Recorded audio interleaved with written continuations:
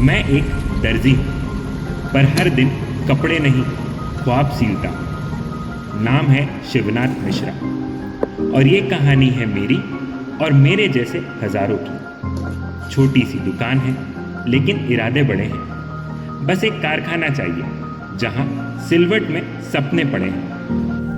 पर 1960 का भारत था वो, जहाँ काम से पहले कागजों की इजाजत मिलती थी और हर एक नए ख्वाब पे एक लाइसेंस की मोहर चलती थी। जीवन में दी।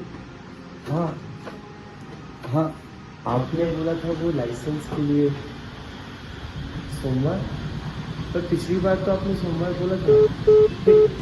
हेलो हेलो, कहा था ना, काम करो वर्मा जी। बढ़ो, पर काम के रास्ते में ही तो गेट लगा दिया था और चाबी किसी और के पास थी।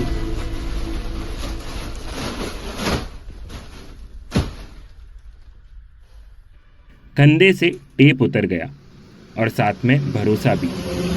जब सपना बारिश में भीगता है तो सिर्फ कपड़े नहीं, इंसान भी गल जाता है। चलिए समझते हैं वो बदलाव जो सिर्फ नीति नहीं, नसीब भी लिख गया। हाँ माँ, मैं गाँव वापस आ रहा हूँ। हाँ, हमारे लिए नहीं है शहर। Hello and welcome everyone to next toppers commerce. मैं हूं सानिध्य सर, आपका इकोनॉमिक्स हैकर, और हम यहां पर देश का भविष्य बनाते हैं। आपने इस वीडियो में देखा कि कैसे एक इंसान को इंडस्ट्री खोलने के लिए कितनी जद्दोजहद करनी पड़ती है। अगर आपको नई इंडस्ट्री खोलनी हो, आपको लाइसेंस की जरूरत है। अगर आपको इंडस्ट्री को एक्सपैंड करना है तो आपको लाइसेंस की जरूरत है। इनफैक्ट आपको अगर नया प्रोडक्ट भी लॉन्च करना है तो आपको लाइसेंस की जरूरत है। आप अपनी मन मर्जी से काम नहीं कर सकते, आपको सरकार के अप्रूवल लेना ही पड़ेगा। यह सिचुएशन थी 1950 टू 1990 के बीच की, जहां पे आपने पिछले चैप्टर में पढ़ा था, कई सारी पॉलिसीज पढ़ी, जैसे कि इंडस्ट्रियल पॉलिसी रेजोल्यूशन 1956। इंडस्ट्रीज को अलग अलग शेड्यूल में बांट दिया गया। आपको हर एक चीज के लिए लाइसेंस की जरूरत है, तभी आप काम कर सकते हैं। और उस चैप्टर के एंड में हमने इनको अप्रेज भी किया कि कैसे ये पॉलिसीज फायदा कर रही थी हमारे देश का। लेकिन ये चैप्टर शुरुआत ही इनको क्रिटिसाइज करके करता है कि सोचा तो हमने बहुत अच्छा था, पर उसका जो रिजल्ट मिला वो बिल्कुल ही बर्बाद था। तो इस चैप्टर में हम ये सीखते हैं कि 1919 में आए जिसके इकोनॉमिक क्राइसिस कैसे हमें परेशान करते हैं और क्यों इतना इंपॉर्टेंट हो गया था एलपीजी को लाना। ये सब हम इस चैप्टर के अंदर पढ़ने वाले हैं। तो without wasting any time, let's start the chapter and understand कि क्या प्रॉब्लम्स थी और क्यों हमें मजबूरन एलपीजी को लाना पड़ा। चलिए जी, तो शुरुआत करते हैं चैप्टर की with this point. In 1991, the government initiated a new set of economic policy measure to improve the economic condition of the country. Economic condition country की बहुत ही बदतर थी। अगर मैं इसको स्पेसिफिकली बोलूं तो आपके पास मात्र 15 दिन के पैसे थे बाहर से सामान बुलवाने के, इतने ही आपके पास फॉरेन रिजर्व्स बचे हुए थे। तो इकोनॉमिक कंडीशंस तो हमारी बहुत खराब थी। सिर्फ एक एग्जांपल, ऐसे कई सारी प्रॉब्लम्स हमारे पास थी। सरकार के लिए बहुत जरूरी हो गया था कुछ अलग वैरायटी की पॉलिसीज लाना, which fall under the heads called privatisation, liberalisation and globalisation.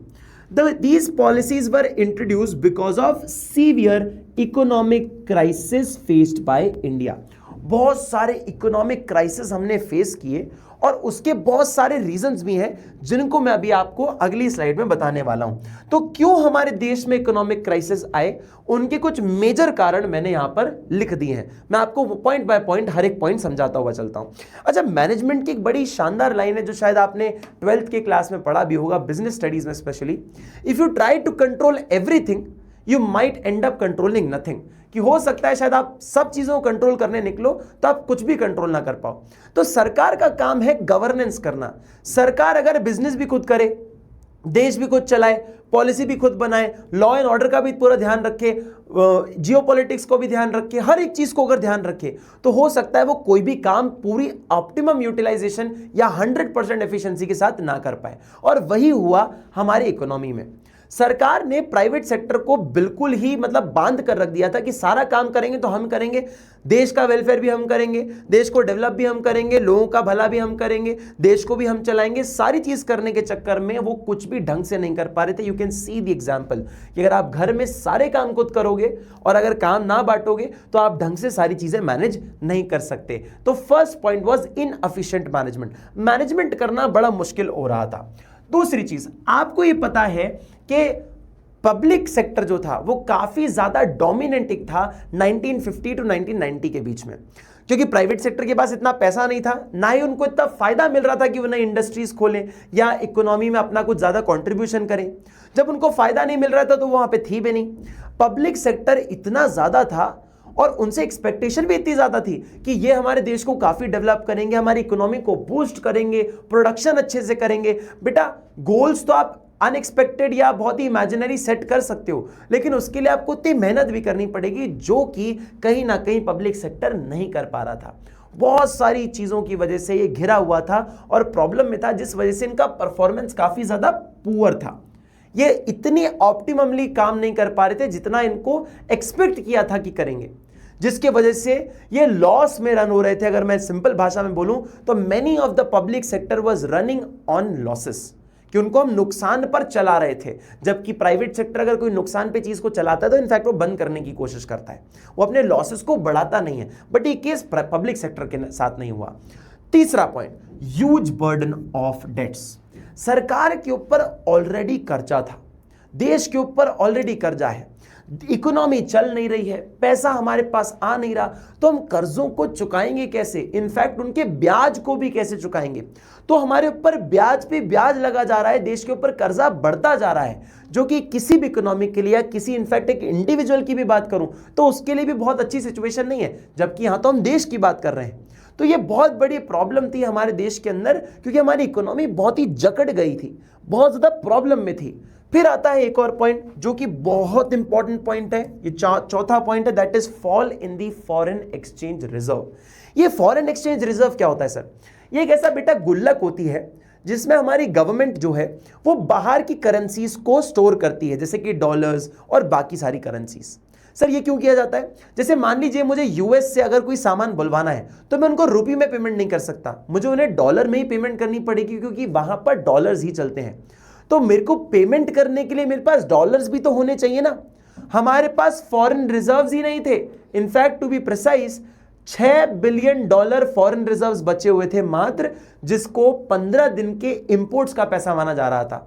क्या आप 15 दिन तक बाहर से सामान बुलवा सकते हैं? सिर्फ इतना ही आपके पास पैसा है। तो फॉरेन रिजर्व्स हमारे कम होते जा रहे थे।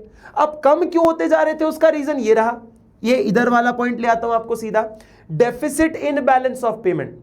इसका मतलब है डेफिसिट और बैलेंस ऑफ पेमेंट का मतलब यह है कि आपने फॉरेन से मान लीजिए $100 कमाए, क्या आपने कुछ एक्सपोर्ट किया सामान और आपने $100 फॉरेन से कमाए, लेकिन उसी जगह पर आपने $200 का सामान बाहर से बुलवा लिया। मतलब आपकी इनकम $100 की हुई और आपने खर्चे $200 के कर दिए। मतलब 100 कमाया वो तो वापस दे दिया, अपनी जेब से $100 और निकाल कर दे दिया। तो बेटा पैसा कहां से आएगा? पैसा कैसे बनेगा? फॉरेन रिजर्व्स तो कम ही होते जाएंगे ना। $100 के फॉरेन रिजर्व से आपने 200 का खर्चा कर दिया, तो ऑब्वियस सी बात है वो खत्म होने वाले हैं और वो खत्म होते ही जाएंगे, जो कि किसी भी देश के लिए एक बड़ी अच्छी कंडीशन नहीं है, एक इंडिविजुअल के लिए भी नहीं है अपनी इनकम से ज्यादा खर्चा करना। ठीक है।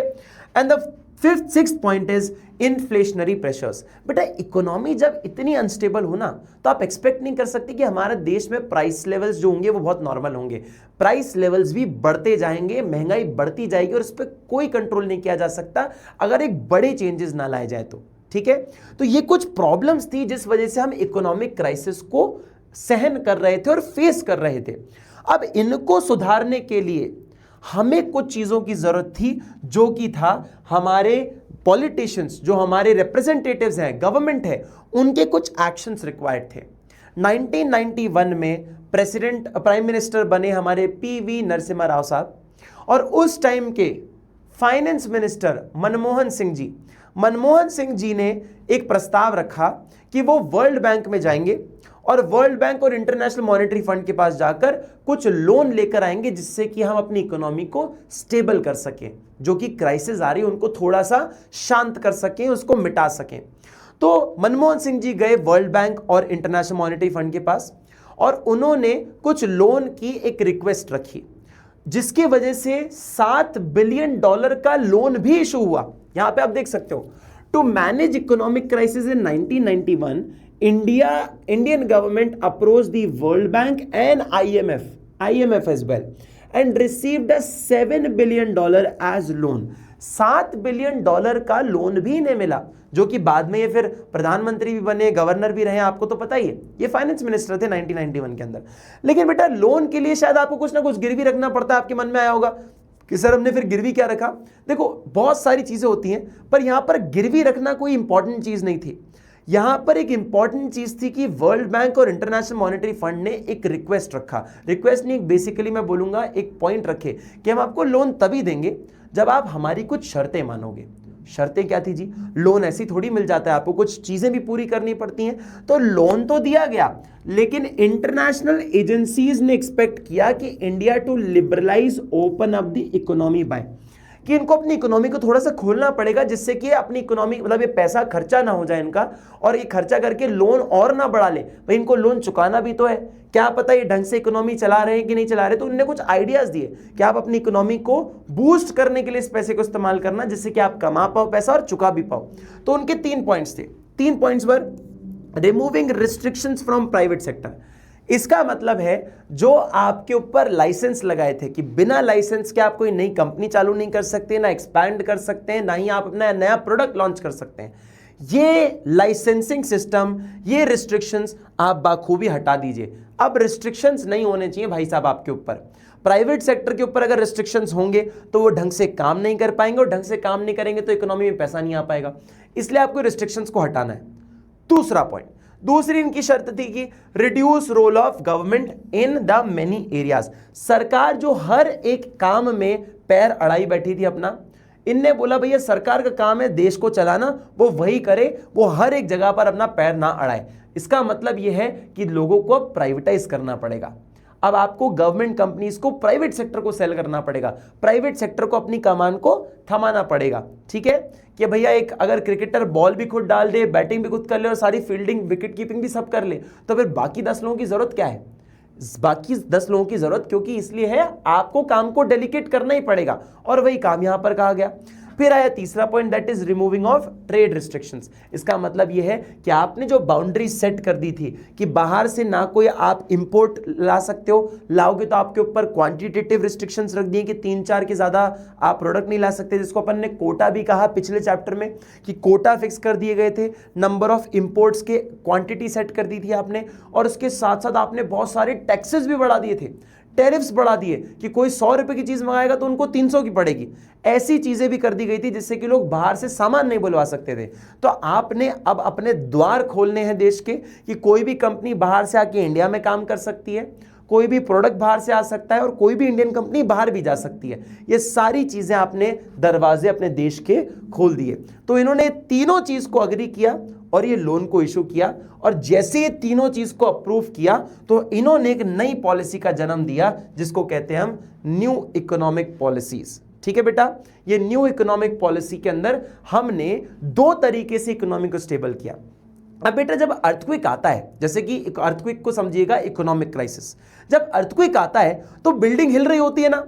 अब बिल्डिंग हिल रही है, आपको डर लग रहा है कि बिल्डिंग गिरने वाली है, वो टिल्ट हो चुकी है, ऐसी मुड़ चुकी है, जैसे ये मुड़ गई है, ये बिल्डिंग गिरने वाली है। तो आप क्या करोगे उसको संभलाने के लिए कि भाई अभी गिरे ना, बस अभी के लिए बस संभल जाए। तो आप क्या करोगे? पिलर से उसको रोक दोगे, है ना, कोशिश करोगे। कुछ मैं कर सकूं ऐसे होता नहीं ऐसा ये, लेकिन आप क्या करोगे कि पिलर से इसको रोकने की कोशिश करोगे कि भाई गिर मत जाना तुम कहीं गलती से। तो तुरंत इकोनॉमी को स्टेबल करने के लिए ये कुछ मेजर्स लिए गए। क्या मेजर्स थे? सबसे पहला मेजर था कि जो आप एक्स्ट्रा खर्चे कर रहे थे ना, जो $200 एक्सपेंस कर रहे थे और $100 कमा रहे थे, तो आप अपने खर्चों पे कंट्रोल करो। That is balance of payment का जो डेफिसिट है, वीकनेस है, उसको स्ट्रॉन्ग करो, फॉरेन रिजर्व्स को बढ़ाओ, खर्चे अनशन मत करो, खर्चे कम कर दो, इनकम ज्यादा बढ़ाओ अपनी। दूसरा पॉइंट, आप जो है कंट्रोल करो महंगाई को, इन्फ्लेशन को कंट्रोल करो। ये 2 चीजें तुरंत से इकोनॉमी को स्टेबल बना सकता है, पर कुछ समय के लिए बनाएगा। ठीक है, अब आपको चाहिए थे कुछ ऐसे फॉर्म ऑफ स्ट्रक्चर जो कि लंबे समय तक इकोनॉमी को स्टेबल करे। उसके लिए आए स्ट्रक्चरल रिफॉर्म मेजर्स। ये स्ट्रक्चरल रिफॉर्म मेजर्स क्या थे बेटा? इंप्रूव कर रहे थे एफिशिएंसी किसकी? इकोनॉमी की। इकोनॉमी में इंप्रूव कर रहे थे एफिशिएंसी। दूसरी चीज, ये कंपटीशन भी बढ़ा रहे थे दुनिया के अंदर।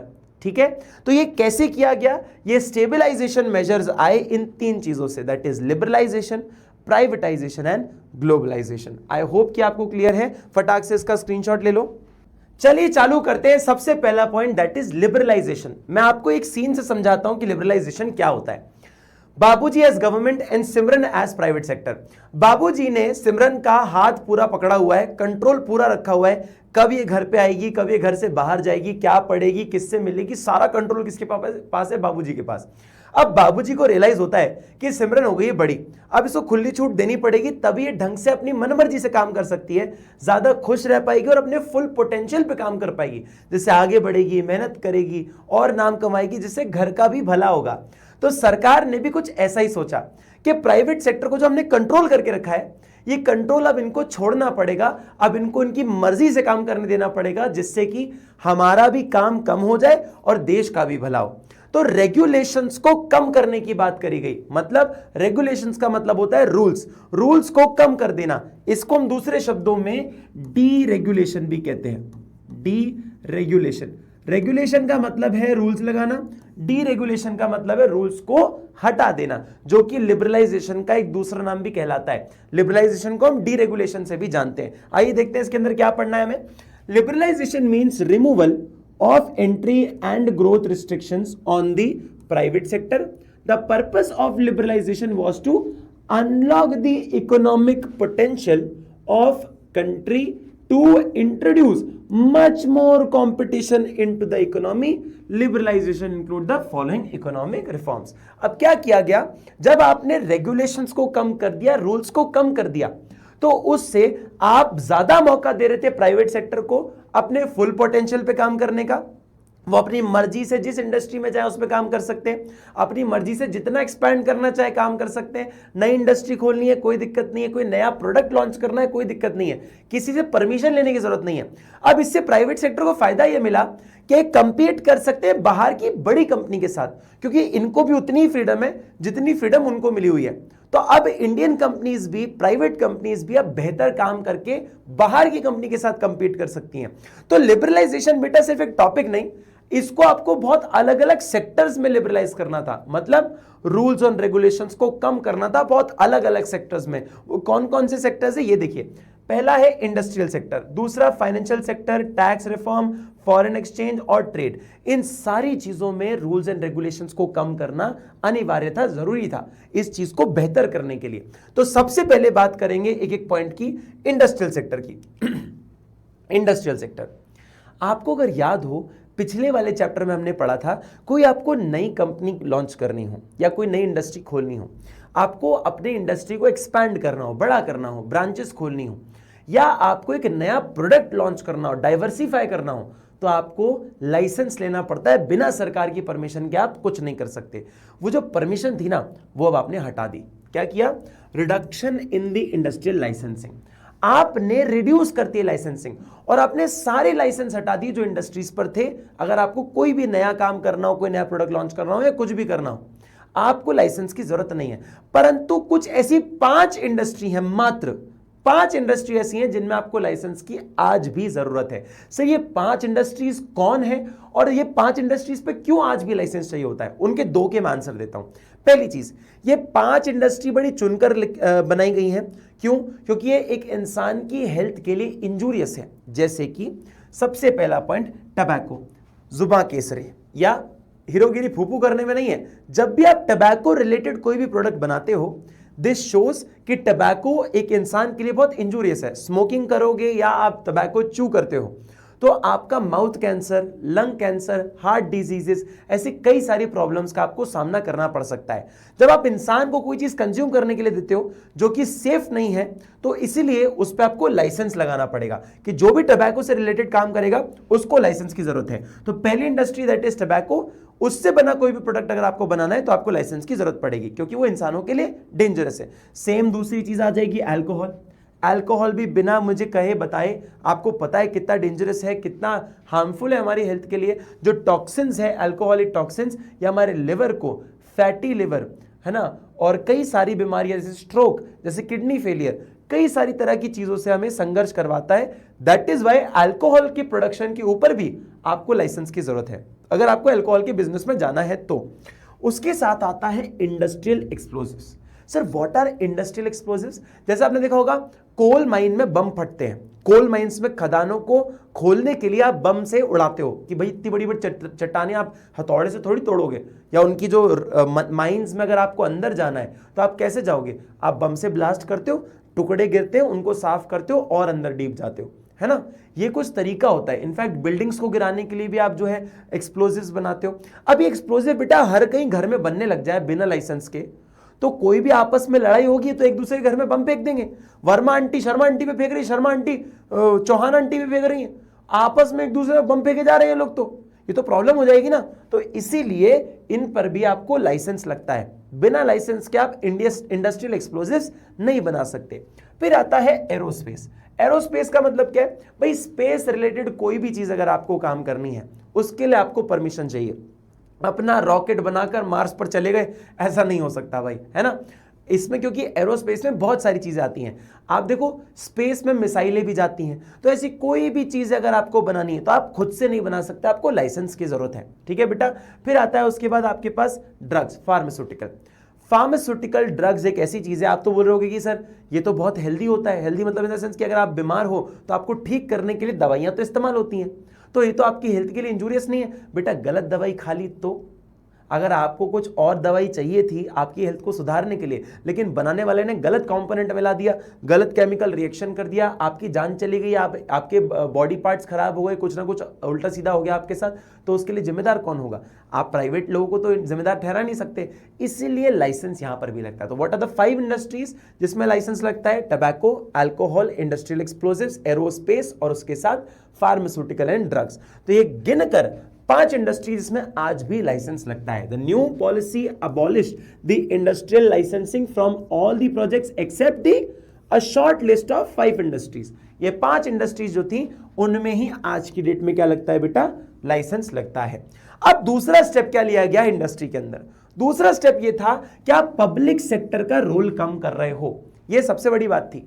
उनका मकसद ये था कि आपने जो ये 17 इंडस्ट्री शेड्यूल ए में, 12 इंडस्ट्री शेड्यूल बी में, जो इंडस्ट्रियल पॉलिसी 1956 में आपने शेड्यूल बनाए थे ना, शेड्यूल ए में 17 इंडस्ट्रीज हैं जिसमें सिर्फ सरकार काम करेगी, शेड्यूल बी में 12 इंडस्ट्रीज ऐसी हैं जिसमें सरकार और उसके साथ साथ प्राइवेट सेक्टर काम करेगा, लेकिन ज्यादा ओनरशिप सरकार के पास होगी, कंट्रोल सरकार के पास होगा। तो आपने कुछ ऐसी इंडस्ट्रीज तो सिर्फ सरकार के लिए रिजर्व करके रख दी थी, सरकार की ये रिजर्वेशन को हटाया गया।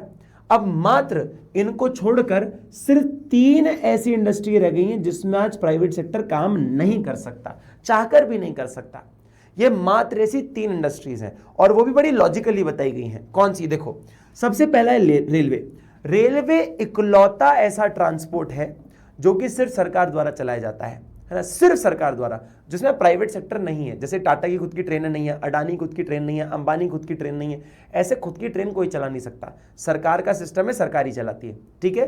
दूसरी चीज आता है एटॉमिक एनर्जी। बेटा एटॉमिक एनर्जी जैसी चीजें बहुत पावरफुल एक्टिविटी होती है, ये आप किसी प्राइवेट सेक्टर के हाथ में नहीं दे सकते। वरना आपने मूवीज में देखा है ना, जब प्राइवेट सेक्टर बहुत रिच आदमी को जब ऐसी पावर्स मिल जाती हैं तो वो बहुत ज्यादा विनाशकाली विपरीत बुद्धि कि भैया आप बहुत पावरफुल फील कर रहे हो, तो किसी ने जैसे मोटा भाई को अंबानी जी को बोल दिया, अरे मोटा भाई करके चिढ़ा दिया, उनके पास खुद की एटॉमिक एनर्जी आपके ऊपर फोड़ दी, फिर क्या करोगे? तो इसीलिए इसके अंदर किसी भी प्राइवेट सेक्टर को एंट्री नहीं दी जाती। और तीसरी चीज आती है डिफेंस। बेटा देश की सुरक्षा के लिए आप किसी प्राइवेट बॉडी के साथ उन पर भरोसा नहीं कर सकते, ठीक है, कि भाई कल को इलॉन मस्क को जिम्मेदारी दे दी जाए कि यूएस की मिलिट्री डिफेंस के लिए रिस्पॉन्सिबल आप हो, आप डिसीजन लोगे। भाई वो आदमी बिजनेसमैन है, वो तो प्रॉफिट पर्सपेक्टिव से चीजों को सोचेगा। हम मुकेश अंबानी जी को डिफेंस के लिए नहीं दे सकते।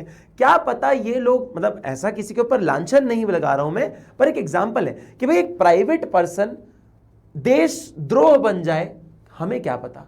सरकार के नियम कानून होते हैं, देशद्रोह बन ही नहीं सकते वो, है ना, लोग बन सकते हैं, सरकार नहीं बन सकती, है ना, कोई कॉन्स्टिट्यूशन नहीं बनाएगा उनको कभी भी। तो ये कुछ चीजें हैं जिनके लिए 3 इंडस्ट्रीज रिजर्व करके रखी हैं जो कि इंपॉर्टेंट है। बाकी सारी इंडस्ट्रीज अब प्राइवेट सेक्टर भी एंटर हो सकता है, उसमें कोई दिक्कत नहीं।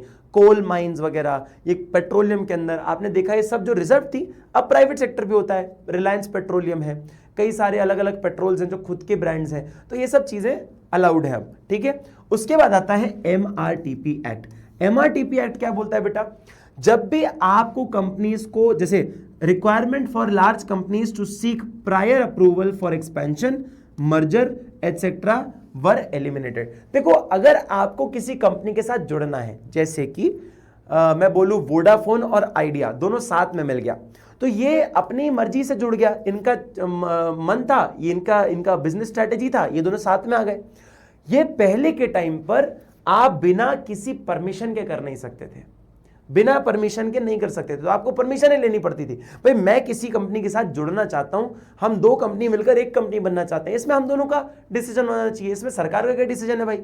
तो ये चीज भी हटा दी गई MRTP एक्ट के तहत कि अब आप किसी के साथ भी मर्जर कर सकते हो, किसी को भी अपनी कंपनी तुरंत बेच सकते हो, या कोई भी ऐसी चीज अगर आपको एक्सपैंड करनी तो भी कर सकते हो, कोई दिक्कत नहीं है, आपको कोई रोकने वाला नहीं है। तो इंडस्ट्री के सेंस में देखा गया तो काफी सारे चेंजेस आए। And the last point is D reservation under small scale industries. Small scale industries में कुछ आपने इंडस्ट्रीज, कुछ प्रोडक्ट्स को रिजर्व करके रखा था कि स्मॉल स्केल इंडस्ट्री में कुछ ऐसी इंडस्ट्रीज है जो कि सिर्फ कौन काम करेगा, सिर्फ स्मॉल स्केल इंडस्ट्री काम करेगी। ये प्रोडक्ट है, ये सिर्फ स्मॉल स्केल इंडस्ट्री बनाएगी, लार्ज इंडस्ट्री नहीं बना सकती। क्यों? क्योंकि लार्ज इंडस्ट्री अगर बनाने लग जाएगी सेम प्रोडक्ट, तो भैया ये कंपटीशन नहीं होगा, ये हेल्दी कंपटीशन नहीं होगा। एक तो बहुत छोटा बिजनेस है और एक बहुत बड़ा बिजनेस है। मतलब अगर आप ओयो को ले लो और कोई एक अभी बच्चा सा ब्रांड हो, कोई सा भी नया ब्रांड हो, वो कैसे कंपीट करेगा ओयो के साथ, जोमैटो के साथ? तो बड़ी कंपनी है ना। तो आपने जो रिजर्व किया था, पहले पिछले चैप्टर में पढ़ा भी था अपन ने, स्मॉल स्केल इंडस्ट्रीज में आपने कुछ प्रोडक्ट्स बोल दिए थे कि सिर्फ स्मॉल स्केल इंडस्ट्री बनाएगी, लार्ज इंडस्ट्री नहीं बनाएगी। ये रिजर्वेशन भी अब आपने हटा दिया। अब जिसको जहां जैसे काम करना है, जिस प्रोडक्ट फील्ड में काम करना है, जिस सर्विस इंडस्ट्री में काम करना है, आप करिए, आपको कोई नहीं रोकेगा। ठीक है बेटा, तो ये हमारे पास कुछ चार पॉइंट्स आ गए, ये इंडस्ट्री के सेंस में थे। अब हमारे पास आया फाइनेंशियल सेक्टर। फाइनेंशियल सेक्टर में भी जरूरत थी कुछ चेंजेस की, रेगुलेशंस को कम करने की। तो रेगुलेशंस कम की तो सबसे पहले फाइनेंशियल सेक्टर में आपने आरबीआई का रोल चेंज कर दिया, आरबीआई का ही रोल चेंज कर दिया। अब आरबीआई एक रेगुलेटर से एक फैसिलिटेटर बन गया। फैसिलिटेटर मतलब हेल्पर, एक तरीके से हेल्प करेगा, एडवाइस करेगा, अपनी मनमानी नहीं चलाएगा। रेगुलेटर तो था ही, अब फैसिलिटेटर बन जाएगा, अब हेल्प करेगा फाइनेंशियल सेक्टर को। ये इसका रोल चेंज कर दिया गया। ठीक है, अब आरबीआई आपको फाइनेंशियल सेक्टर में हेल्प ज्यादा प्रोवाइड कराएगा, ना कि सिर्फ एक वॉचडॉग की तरह बैठा रहेगा, देखता रहेगा सबको। ठीक है बेटा, फिर आया दूसरी चीज, जन्म हुआ प्राइवेट सेक्टर बैंक्स का।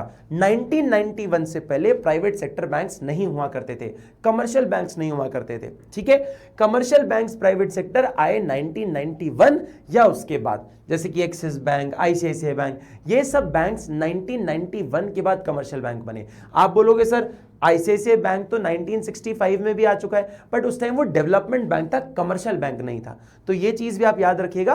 तो जो चीजें कमर्शियल बैंक की बात करें तो प्राइवेट सेक्टर बैंक्स 1991 के बाद आए। फिर क्या हुआ, फॉरेन इन्वेस्टमेंट लिमिट्स बढ़ गई।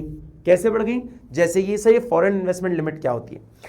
कोई विदेशी कंपनी है जो इंडिया में आकर फाइनेंशियल इंस्टीट्यूशन डालना चाहता है, मतलब जैसे कि कोई बाहर का बैंक है, वो इंडिया में आके भी अपनी बैंकिंग सर्विसेज देना चाहता है, तो वो भी आईसीआईसीआई, एक्सिस बैंक जैसे अपना भी एक बैंक खोलेगा, उसमें भी लोगों को खाते में पैसा डलवाएगा, खाता खुलवाएगा, लोन देगा, यही वाले काम वो भी कर सकते हैं, है ना।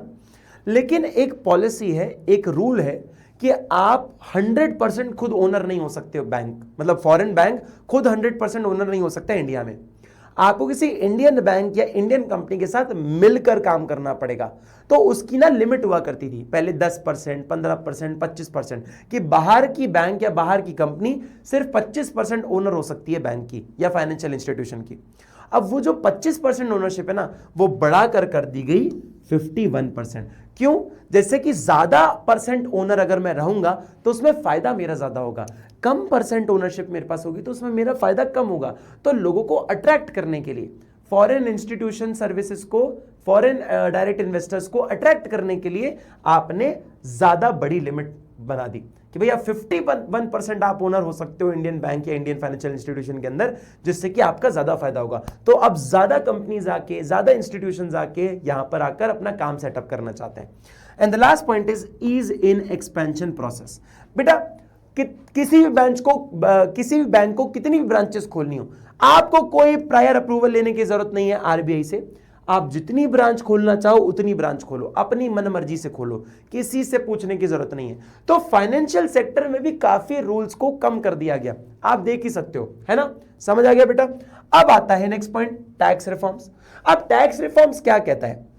टैक्स रिफॉर्म एक बहुत बड़ा सोर्स है जिसमें सरकार पैसा कमाती है, सरकार को पैसा मिलता है देश को चलाने के लिए ना। नेक्स्ट पॉइंट इज, हम लोगों से जब टैक्स वसूला जाता है तो हमारे लिए एक बर्डन की तरह फील होता है वो, कि यार हम मेहनत करके कमाते हैं जिसमें से एक हिस्सा जो है सरकार रख लेती है।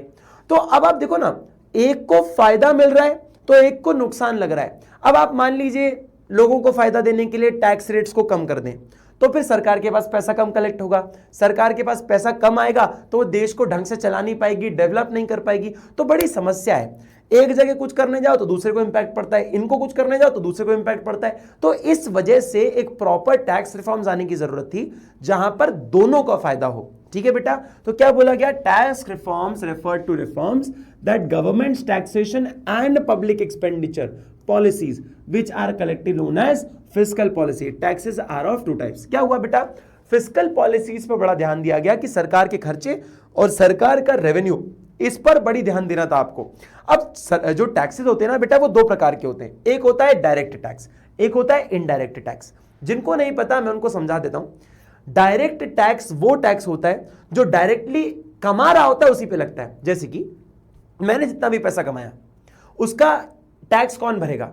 मेरे फादर, मेरे रिलेटिव्स, मेरे दोस्त या मैं? ऑब्वियसली मैं ही भरूंगा ना। जब पैसा मैंने कमाया तो टैक्स भी मैं ही पे करूंगा। इसे कहा जाता है डायरेक्ट टैक्स। जिसने कमाया डायरेक्टली टैक्स का बर्डन उसी पर आया, तो इसे कहा जाता है डायरेक्ट टैक्स। जो कमा रहा है वही टैक्स भर रहा है, मतलब डायरेक्टली मैं ही रिस्पॉन्सिबल हूं टैक्स पे करने के लिए। तो this is known as direct tax. इसके एग्जांपल क्या है? इनकम टैक्स होता है जो आप पैसा कमाते हो, और कॉर्पोरेट टैक्स जो कंपनी पैसा कमाती है। ये डायरेक्ट टैक्स की कैटेगरी में आते हैं। अब एक होता है बेटा इनडायरेक्ट टैक्स। ये क्या होता है? जैसे मान लीजिए हम 10 लोग मिलकर एक रेस्टोरेंट में खाना खाने गए। मेरी बर्थडे पार्टी थी, तो मेरी बर्थडे पार्टी में मैंने 10 लोगों को पार्टी दी। अब सबके हिस्से का कुछ ना कुछ टैक्स जनरेट हुआ, है ना। जैसे बिल आता है तो बिल आप देखते हो ना, खाने का बिल होता है। मान लीजिए जीएसटी का अमाउंट जो है वो आया 1000 रुपए। कितना आया जी? 1000 रुपए जीएसटी का अमाउंट आया। 10 लोग थे, मतलब हर एक आदमी के हिस्से का 100 जीएसटी है ना। सब लोगों ने बराबर खाया तो 100 रुपए सबके हिस्से का जीएसटी था। लेकिन बिल किसने पे किया? बर्थडे बॉय ने। तो सबके हिस्से का जीएसटी मैंने पे कर दिया, तो इनडायरेक्टली सबका टैक्स किसने पे किया? मैंने पे कर दिया। This is why it is known as indirect tax, कि सबका बर्डन जो है टैक्स का वो मेरे पर शिफ्ट हो गया। तो this is known as indirect tax, जैसे कि जीएसटी कहलाता है। ठीक है बेटा, समझ आ गया? ये कुछ चीजें हमें समझनी थी। अब टैक्स में रिफॉर्म्स क्या है उसके बारे में बात करते हैं। तो rationalisation of direct tax. Rationalisation का मतलब होता है कि टैक्स रेट्स ऐसे मॉडरेट कर दिए गए कि पे करने वाले को भी ज्यादा दुख ना हो, और जिसको देश चलाने के लिए पैसा चाहिए उसके पास भी इतने कम पैसे ना आ जाए कि वो देश ना चला पाए। ठीक है, तो moderate tax rates of income tax encourage savings and voluntary disclosure of income, कि भैया ये सेविंग्स को भी प्रमोट करता है और लोग अपनी इनकम को ढंग से शो भी करते हैं, छुपाते नहीं है। अगर ज्यादा टैक्स रेट्स बढ़ा दिए जाएंगे तो लोग अपनी इनकम छुपाने लग जाएंगे, क्योंकि टैक्स देना पड़ जाएगा इनकम दिखा दी तो। समझ आया? तभी लोग कैश में ज्यादा डील करते हैं। फिर आता है reforms of indirect tax. Reforms in indirect tax क्या बोला गया बेटा? इनडायरेक्ट टैक्स क्या है, देश में बहुत ही ज्यादा क्लस्टर और कॉम्प्लेक्स बना हुआ था। तो ऐसे इनडायरेक्ट टैक्स को काफी सिंपल बनाने की जरूरत थी, क्योंकि जब आप कैलकुलेट करोगे टैक्स को या इनडायरेक्ट टैक्सेस को, हर एक टैक्स की अपनी अपनी डेट होगी, लास्ट डेट होगी सबमिशन करने से कि इस तारीख तक आपका ये वाला टैक्स पे हो जाना चाहिए। तो ये सारी कॉम्प्लेक्स चीजें थी जिनको काफी ज्यादा सिंप्लीफाई करने की जरूरत थी। तो यही यहां पर करने की कोशिश करी गई। Considerable reform have been made in indirect taxes to facilitate establishment of common national market for goods and commodities. कि कॉमन नेशनल क्या मिल जाए, कॉमन नेशनल मार्केट मिल जाए फॉर गुड्स एंड सर्विस। जैसे कि अपन जीएसटी को वन नेशन वन टैक्स कहते हैं ना, कि जीएसटी मध्य प्रदेश कहीं भी चले जाओगे आप, कहीं भी चले जाओ सब जगह सेम है। तो इसीलिए ऐसे कुछ आपको नए नए रिफॉर्म्स लाने की जरूरत थी जो कि सारी चीजों को कॉमन कर दे, कॉम्प्लेक्स ना बनाए, डिफिकल्ट ना कर दे। एंड द लास्ट पॉइंट इसी के ऊपर है, सिंप्लीफिकेशन ऑफ प्रोसेस। टैक्स पे करना अपने आप में एक सरदर्द है। क्यों? एक तो आप पैसा कमाते हो, अपने इनकम का एक हिस्सा सरकार को दे रहे होते हो, किसी और को दे रहे होते हो। पहला तो वो दुख कि अगर मान लो किसी ने 15 लाख रुपए कमाए तो उसमें से 2-3 लाख रुपए तो भैया वो सरकार को दे रहा है, तो इतना ही बड़ा दुख होता है कि यार 2-3 लाख रुपए तो वैसे ही सरकार ले लेती है। ऊपर से जब मैं टैक्स पे करने जाऊं तो मेरे को 40 तरह के फॉर्म भरने पड़ रहे हैं, मेरे को पता नहीं क्या क्या डॉक्यूमेंट लगाने पड़ रहे हैं, मुझे जो है पूरा दिन भर लग जा रहा है टैक्स पे करने में। तो बेटा पहले तो आप मुझसे पैसा मांग रहे हो और ऊपर से मुझे दिक्कत दे रहे हो पैसा भरने में। ये तो वो वाली बात होगी ना कि जेब से मैं पैसा भी निकलवा रहा हूं और उसको पे करना भी इतना आसान नहीं है। मतलब कि यूपीआई में पेमेंट नहीं लूंगा, चेक में पेमेंट नहीं लूंगा, मेरे को देकर आओ, हाथ में देकर जाओ मुझे पैसा। यार एक तो सामने वाला आपको पैसा देने आ रहा है और आप उसके लिए प्रॉब्लम क्रिएट कर रहे हो आप ही को पैसा देने के लिए, तो पैसा पे क्यों करेगा, पे क्यों करेगा? अब तुम अपनी इनकम से 2 लाख रुपए अगर सरकार को देने जा रहे हो और तुम्हें बहुत सारी प्रॉब्लम्स का सामना करना पड़ रहा है, ये वाला फलाना फॉर्म लाओ, ये वाला डॉक्यूमेंट लगाओ, ये वाली चीज करो, वो वाली चीज करो, जब 40 तरह की उसमें प्रोसेस होगी तो क्या आप पे करने की इच्छा रखोगे पैसा? कि एक तो मैं पैसा भी दूं और मैं परेशान भी हूं, पागल हूं क्या? तो इसीलिए सरकार ने इस प्रोसेस को सिंपल कर दिया कि भैया आप जब तरीका सिंपल कर दोगे ना टैक्स पे करने का, तो लोग एनकरेज होंगे कि बिना परेशानी के टैक्स अगर पे हो रहा है पे कर दो। जैसे कि आप दूध खरीदते हो तो पैसा पे कर देते हो ना अचानक से यूपीआई करके, सिंपल है तो पैसा पे कर दिया, इतना दुख नहीं हुआ। अब पैसा भी पे करूं, कॉम्प्लेक्स भी है प्रोसेस पूरी, तो भैया पे नहीं करना, भाड़ में जाओ। इसीलिए सरकार ने प्रोसेस को काफी सिंपल कर दिया, एनकरेज करने के लिए टैक्स पेयर्स को कि आप आराम से अपनी इच्छा से आराम से भैया टैक्स पे करो, आप परेशान मत होइए। ठीक है, तो ये टैक्स रिफॉर्म्स में भी मेजर चेंजेस आए। आई होप आपको ये बात भी क्लियर होगी। फटाक से इसका स्क्रीनशॉट ले लीजिए बेटा। चलिए जी, अब बात करते हैं एक और बड़े रिफॉर्म की जो कि हमारे देश की इकोनॉमी के लिए बहुत इंपैक्टफुल होता है, जो कि है फॉरेन एक्सचेंज रिफॉर्म्स। बेटा इंडियन रुपी और बाकी सारी जितनी करेंसीज हैं ये आपस में रोज एक्सचेंज हो रही होती हैं, क्योंकि आपस में गुड्स एंड सर्विस का लेन देन चलता रहता है, कुछ ना कुछ होता ही रहता है। तो जब ये इंडिया टू डॉलर का या इंडिया टू यूरोस का जो एक रेट होता है, ये कितना बड़ा इंपैक्ट डालता है इकोनॉमी में, इसको मैं एक एग्जांपल से भी समझाता हूं आपको। ठीक है, तो सबसे पहला पॉइंट है डीवैल्यूएशन ऑफ रुपी। सरकार ने क्या किया, सोचा कि हम अपने इंडियन रुपी की वैल्यू को डीवैल्यू कर देते हैं, मतलब अपने इंडियन रुपी की वैल्यू को गिरा देते हैं। सर सरकार ऐसा क्यों सोचेगी? और सरकार जानबूझ के कर रही थी? हाँ जानबूझ कर रही थी। क्यों कर रही थी, क्या कर रही थी, एग्जाम्पल से समझाता हूं।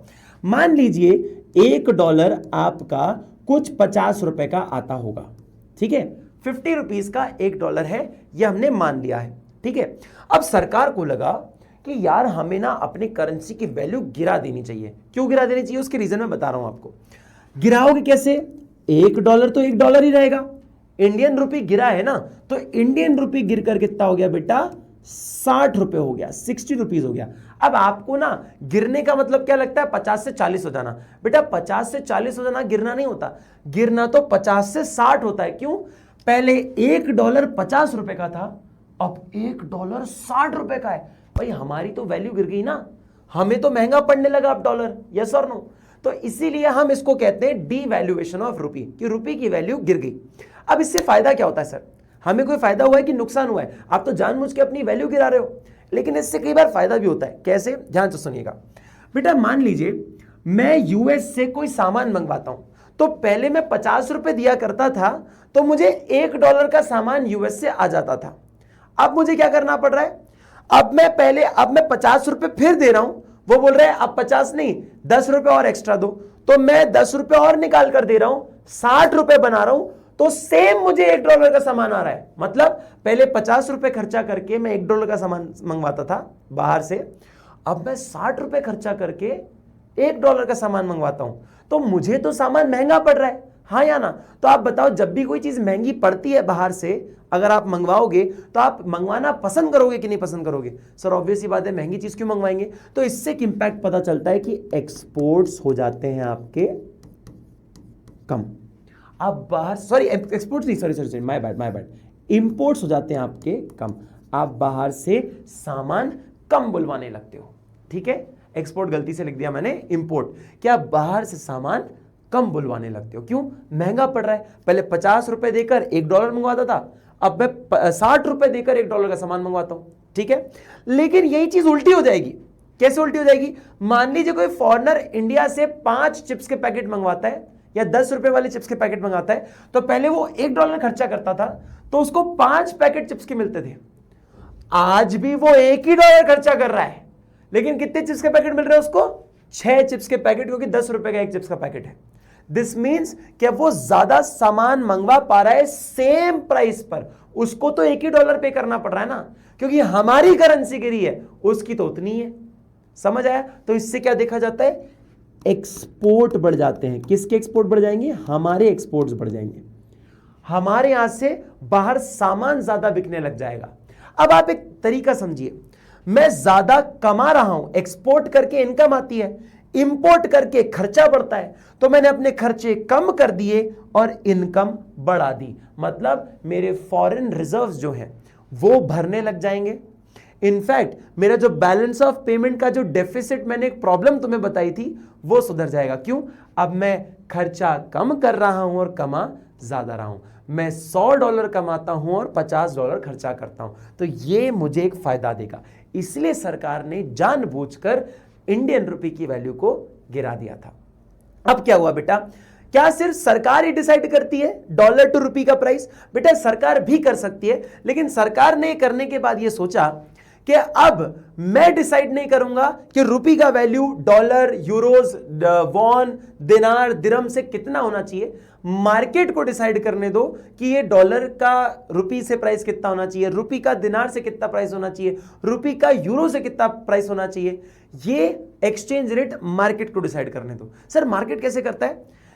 इंडियन रुपए की डिमांड और इंडियन रुपए की सप्लाई जब दोनों मीट करती है ना, तो जो भी रेट आएगा उससे आप डिसाइड करते हो। मतलब डिमांड और सप्लाई से, कि इंडियन रुपए की कितनी डिमांड है और उसकी कितनी सप्लाई है, उस डिमांड सप्लाई से आप एक्सचेंज रेट निकालोगे। मतलब मार्केट डिसाइड करेगा। सिंपल फॉर्म में कहूं तो मार्केट में जितनी डिमांड होगी और मार्केट में जितना सप्लाई होगा, जब मीट कर जाएगा तो दो एक्सचेंज रेट बन जाएगा। ठीक है बेटा? मतलब मार्केट डिसाइड करेगा कि इंडियन रुपी बाकी करेंसीज की कितनी तुलना में एक्सचेंज किया जा सकता है। ठीक है? The government allowed the rupee value to be free from its control, कि सरकार नहीं डिसाइड करेगी अब रुपये कितनी वैल्यू का होगा, मार्केट डिसाइड करेगा।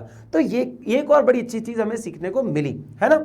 अब आता है हमारे पास trade and investment policy reform. ये भी बड़े शानदार चीज है। जैसे कि सबसे पहले मैंने आपको बताया था कोटा नाम की चीज होती है, जो हमने पिछले चैप्टर में पढ़ा था इंपोर्ट सब्स्टिट्यूशन पॉलिसी में, कि आपके इंपोर्ट्स कम करवाने के चक्कर में सरकार ने दो तरह के नियम लिए थे। एक टैरिफ मतलब इंपोर्ट्स गुड पे, अगर आप बाहर से सामान बुलवा रहे हो तो आपको बहुत सारा टैक्स पे करना पड़ेगा, जिससे कि सामान महंगा हो जाएगा, आप सामान बाहर से बुलवाओगे नहीं। और अगर मान लो बुलवा भी लेते हो महंगा सामान, तो उस पर भी आपको एक लिमिट सेट कर दी गई, नंबर ऑफ लिमिट, कि आप 2 ही प्रोडक्ट मंगा सकते हो, 3 ही प्रोडक्ट मंगा सकते हो, 4 ही प्रोडक्ट मंगा सकते हो, ऐसे करके कि नंबर क्वांटिटी भी सेट कर दी गई। तो यहां पर वो दोनों चीज बदली। क्या? सबसे पहले removal of quantitative restrictions on import and export. बाहर से कितने नंबर ऑफ क्वांटिटी आप बुलवा सकते हो, जो रिस्ट्रिक्शंस कोटा लगाए थे आपने, अब उनको यहां पर हटा दिया गया था। अब आप कितने भी नंबर ऑफ प्रोडक्ट्स मंगा सकते हो, 100, 200, 500, 1000, 5000, जितने चाहो उतने प्रोडक्ट मंगा सकते हो। देयर इज नो लिमिटेशन, आपके कोटा ही हटा दिया। ठीक है? दूसरी चीज, रिलैक्सेशन इन इंपोर्ट लाइसेंसिंग सिस्टम। इंपोर्ट्स करने के लिए बेटा पहले लाइसेंस लगता था, वो लाइसेंस आसानी से मिलते भी नहीं थे। अब आपको आसानी से वो लाइसेंस भी मिलने लग जाते हैं। तो ये बहुत ही अच्छा और सिंपल सा सिस्टम बना दिया गया है कि अब इंपोर्ट लाइसेंसिंग सिस्टम जो है काफी रिलैक्स्ड हो चुका है। रूल्स एंड रेगुलेशन इसके काफी कम कर दिए हैं। अब इंपोर्ट्स में ज्यादा रिस्ट्रिक्शंस है नहीं। फिर क्या किया? Reduction in import duties. Reduction का मतलब होता है कम कर देना, खत्म कर देना नहीं। क्या होता है? कम कर देना।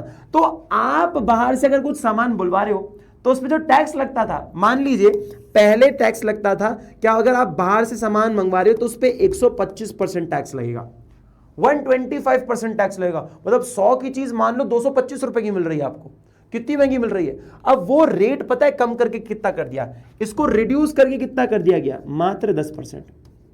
मान लीजिए कितना कर दिया गया, मात्र 10%। तो कितना परसेंट टैक्स कम कर दिया आपने अगर बाहर से कोई सामान बुलवाते हो तो। इस चीज को कहा गया कि ये इंपोर्ट्स को भी बढ़ावा दे रहा था, लेकिन थोड़े से रिस्ट्रिक्शंस लगाए हुए थे, 10% जितने, है ना, थोड़े से रिस्ट्रिक्शंस लगाए हुए थे। लेकिन एक्सपोर्ट पे तो कायदे से टैक्स लगना ही नहीं चाहिए। एक्सपोर्ट तो आपको इनकम कमा कर देता है, तो उस पे तो आपने कंप्लीटली क्या कर दिया, रिमूव ही कर दिया, मतलब 0% टैक्स, 0% टैक्स। तो रिडक्शन का मतलब क्या होता है, कम कर देना, टैक्स रेट्स कम कर दिए इंपोर्ट के ऊपर, एक्सपोर्ट पे तो हटा ही दिए कि एक्सपोर्ट पे कोई टैक्स नहीं, आप तो बिंदास जो है एक्सपोर्ट करो, देश के लिए इनकम कमाओ। तो ये सारी की सारी चीजें जो आपने पढ़ी बेटा, ये सब लिबरलाइजेशन के अलग अलग सेक्टर के रिफॉर्म्स थे। तो आपने देखा कितने सारे लेवल्स पे आपने रूल्स एंड रेगुलेशंस को कम किया और बाहर की इकोनॉमी को खुले द्वार से एक्सेप्ट किया। इनफैक्ट इंडियन बिजनेसेस को भी काफी फायदा पहुंचाया रूल्स एंड रेगुलेशन को कम करके। ठीक है बेटा, तो लिबरलाइजेशन यहीं पर होता है कंप्लीट। अब बात आती है इसके दूसरे पॉइंट, एल और P. P means privatisation. Sir privatisation के नाम से ही कुछ ना कुछ हमें समझ आ रहा है क्या होता है, थोड़ा बेसिक भाषा में समझा दो, लेमैन टर्म में। देखो, सरकारी कंपनियां खूब सारी थी पहले, है ना, पर कुछ नहीं, बहुत सारी ऐसी कंपनीज थी जो कि मेजॉरिटी कंपनीज ऐसी थी इनफैक्ट जो कि लॉस में थी। लॉस में वो कंपनी बस चल रही थी क्योंकि सरकार के पास चलाने का पैसा था। इसलिए सरकार के पास प्राइवेट सेक्टर से तो ज्यादा फंड्स होते हैं, तो वो नुकसान में भी कंपनी को चला लेती हैं। क्यों? क्योंकि कंपनी का उद्देश्य होता है वेलफेयर करना। तो नुकसान में चल रही है पर लोगों का वेलफेयर होता है, चलने दो चलने दो चलने दो, वेलफेयर हो रहा है, चलने दो चलने दो चलने दो। लेकिन कब तक चलाओगे, कब तक नुकसान वाली कंपनी को, कब तक आप उसको जो है उसमें इन्वेस्टमेंट करोगे, कब तक उसके नुकसान झेल सकते हो। तो सरकार ने डिसाइड किया कि अब जो लॉस मेकिंग गवर्नमेंट कंपनीज हैं उनको हम बेच देंगे। किसको बेच देंगे? प्राइवेट सेक्टर को। कि प्राइवेट सेक्टर को अगर बेच देंगे तो जो हमारे को नुकसान मिल रहा है, अब तुम देखो दिमाग कैसा है भाई, मेरी कंपनी है, मान लो मैं सरकार हूं, मेरी कंपनी है, वो नुकसान कमा रही है, तो नुकसान में मुझे तो फायदा मिल नहीं रहा, मैंने ये नुकसान वाली कंपनी एक प्राइवेट सेक्टर को बेच दी। प्राइवेट सेक्टर उसमें अच्छी खासी सर्विस देगा, प्राइसेस भी बढ़ा देगा, मैनेज अच्छे से करेगा, प्रॉफिट कमा लेगा। अगर प्रॉफिट कमाएगा तो सरकार उससे टैक्स ले लेगी। मतलब जो कंपनी खुद चलाकर नुकसान खा रही थी, हमारे जेब से पैसा लगवा रही थी, वही मैंने किसी और को बेच दिया, अब मैं टैक्स के फॉर्म में उसी कंपनी से पैसा भी ले सकता हूं। तो क्या हुआ, ये देखो एक एग्जाम्पल समझो। एयर इंडिया जो था एक लॉस मेकिंग एयरलाइन था फॉर इंडियन, है ना, इंडियन गवर्नमेंट। तो गवर्नमेंट जो था वो ढंग से चला नहीं पा रही थी एयर इंडिया को। उसने क्या किया, उन्होंने टाटा जी को, प्राइवेट सेक्टर को क्या कर दिया बेटा, अपनी एयरलाइन बेच दी। तो गवर्नमेंट कंपनी बेच दी गई एक प्राइवेट सेक्टर को। अब जब भी एयर इंडिया पैसा कमाएगा ना बेटा, तो उसका टैक्स तो सरकार वसूल लेगी। मतलब जिस कंपनी से पहले लॉस होने के चक्कर में जेब से पैसा लगाना पड़ रहा था, अब किसी और को बेचकर उस पे से टैक्स वसूल रहे हैं, मतलब पैसा तो आ ही रहा है। इसका मतलब क्या समझे, privatisation means when government ownership bodies changed, या गवर्नमेंट डिसाइड करे कि वो अपनी ओनरशिप को शट ऑफ कर दे किसी प्राइवेट बॉडी को, उसे हम प्राइवेटाइजेशन कहते हैं। देखिए, privatisation refers to shedding of the ownership और management of a government owned enterprise, this is known as privatisation. कि जब आप या तो पूरी कंपनी बेच दो या अपनी कंपनी मैनेज करने के लिए किसी और को दे दो, तो आप किसी और मतलब प्राइवेट सेक्टर को दे दो, तो उसे हम प्राइवेटाइजेशन कहते हैं। सर आप मैनेज करने के लिए भी दे सकते हो क्या? बिल्कुल दे सकते हो। जैसे कि रेलवे सिस्टम को जो IRCTC ऐप है ना, जो IRCTC ऐप आपके लिए टिकट्स बुक करने के लिए बनाया गया है, तो उनको बनाने वाला जो था वो टाटा इंडस्ट्री था। टाटा इंडस्ट्री ने उस IRCTC ऐप को बनाया है। अब मैनेज किया जाता है वो इन्फोसिस द्वारा। इन्फोसिस नाम की कंपनी है प्राइवेट सेक्टर, वो उसको चलाती है, क्योंकि सरकारी कंपनीज बेटा इतना हैवी ट्रैफिक लोड नहीं संभाल सकती, तो इन्फोसिस उसको मैनेज करता है। ठीक है, तो मैनेजमेंट कौन देख रहा है? उनका IRCTC का इन्फोसिस दिख रहा है, तो ये भी एक तरह का प्राइवेटाइजेशन माना जाता है। ठीक है ना, प्राइवेटाइजेशन दो तरीके से किया जा सकता है। एक, या तो आप ओनरशिप ही चेंज कर दो, जैसे कि सरकारी एयरलाइन प्राइवेट सेक्टर को भेज दी, या तो मैनेजमेंट करने को दे दो प्राइवेट सेक्टर को, जैसे कि मैंने आपको IRCTC वाला केस बताया। अब दूसरा पॉइंट आता है, दैट इज डिसइन्वेस्टमेंट। इस वर्ड को मैं जरा आपको अलग तरीके से समझाता हूं। बेटा, जब मैं पैसा लगाता हूं तो उसे क्या कहते हैं? इन्वेस्टमेंट। मैंने किसी कंपनी के शेयर्स खरीद लिए और उसमें पैसा लगा लिया, क्या हुआ? इन्वेस्टमेंट किया है मैंने अपने शेयर्स जो मेरे पास थे मैंने उनको बेच दिया और पैसा ले लिया, तो क्या कहा मैंने उसको? डिसइन्वेस्टमेंट। पैसा लगाकर शेयर्स ले लिए, इन्वेस्टमेंट। शेयर्स बेचकर पैसा ले लिया वापस, डिसइन्वेस्टमेंट। तो वही चीज क्या किया? LIC ने भी किया। LIC एक सरकारी कंपनी है। LIC जब अपना IPO लेकर आई, अब बहुत बच्चों को समझ नहीं आ रहा होगा sir what is IPO? IPO मतलब इनिशियल पब्लिक ऑफरिंग। ये वो होता है जो कि कोई भी कंपनी पहली बार अपने शेयर स्टॉक मार्केट पर अगर बेचने जाती है, तो पहली बार जब अपने शेयर्स को ऑफर करती है ना, उसे कहा जाता है इनिशियल पब्लिक ऑफरिंग। इनिशियल मतलब पहली बार, पब्लिक मतलब जनता, और ऑफरिंग मतलब ऑफर कर रहे हो। तो इनिशियल पब्लिक ऑफरिंग मतलब पहली बार जब एक कंपनी अपने शेयर्स को ऑफर करती है पब्लिक को, उसे हम IPO कहते हैं। तो LIC ने, सरकारी कंपनी ने पहली बार अपना IPO निकाला, मतलब IPO मतलब पहली बार ही होता है। उन्होंने 3% अपने शेयर्स डाइल्यूट कर दिए, 3% शेयर्स को मार्केट में ऑफर कर दिया कि हमने 3% शेयर्स हमारी कंपनी LIC के मार्केट में सेल करने के लिए रख दिए हैं। ये क्या किया इन्होंने किया है जी डिसइन्वेस्टमेंट। शेयर्स बेच रहे हैं पैसा लेने के लिए, क्या किया? डिसइन्वेस्टमेंट। शेयर खरीद लेते पैसा देकर, क्या होता? इन्वेस्टमेंट। उल्टा किया, शेयर्स बेच रहे हैं पैसा ले रहे हैं, डिसइन्वेस्ट कर रहे हैं।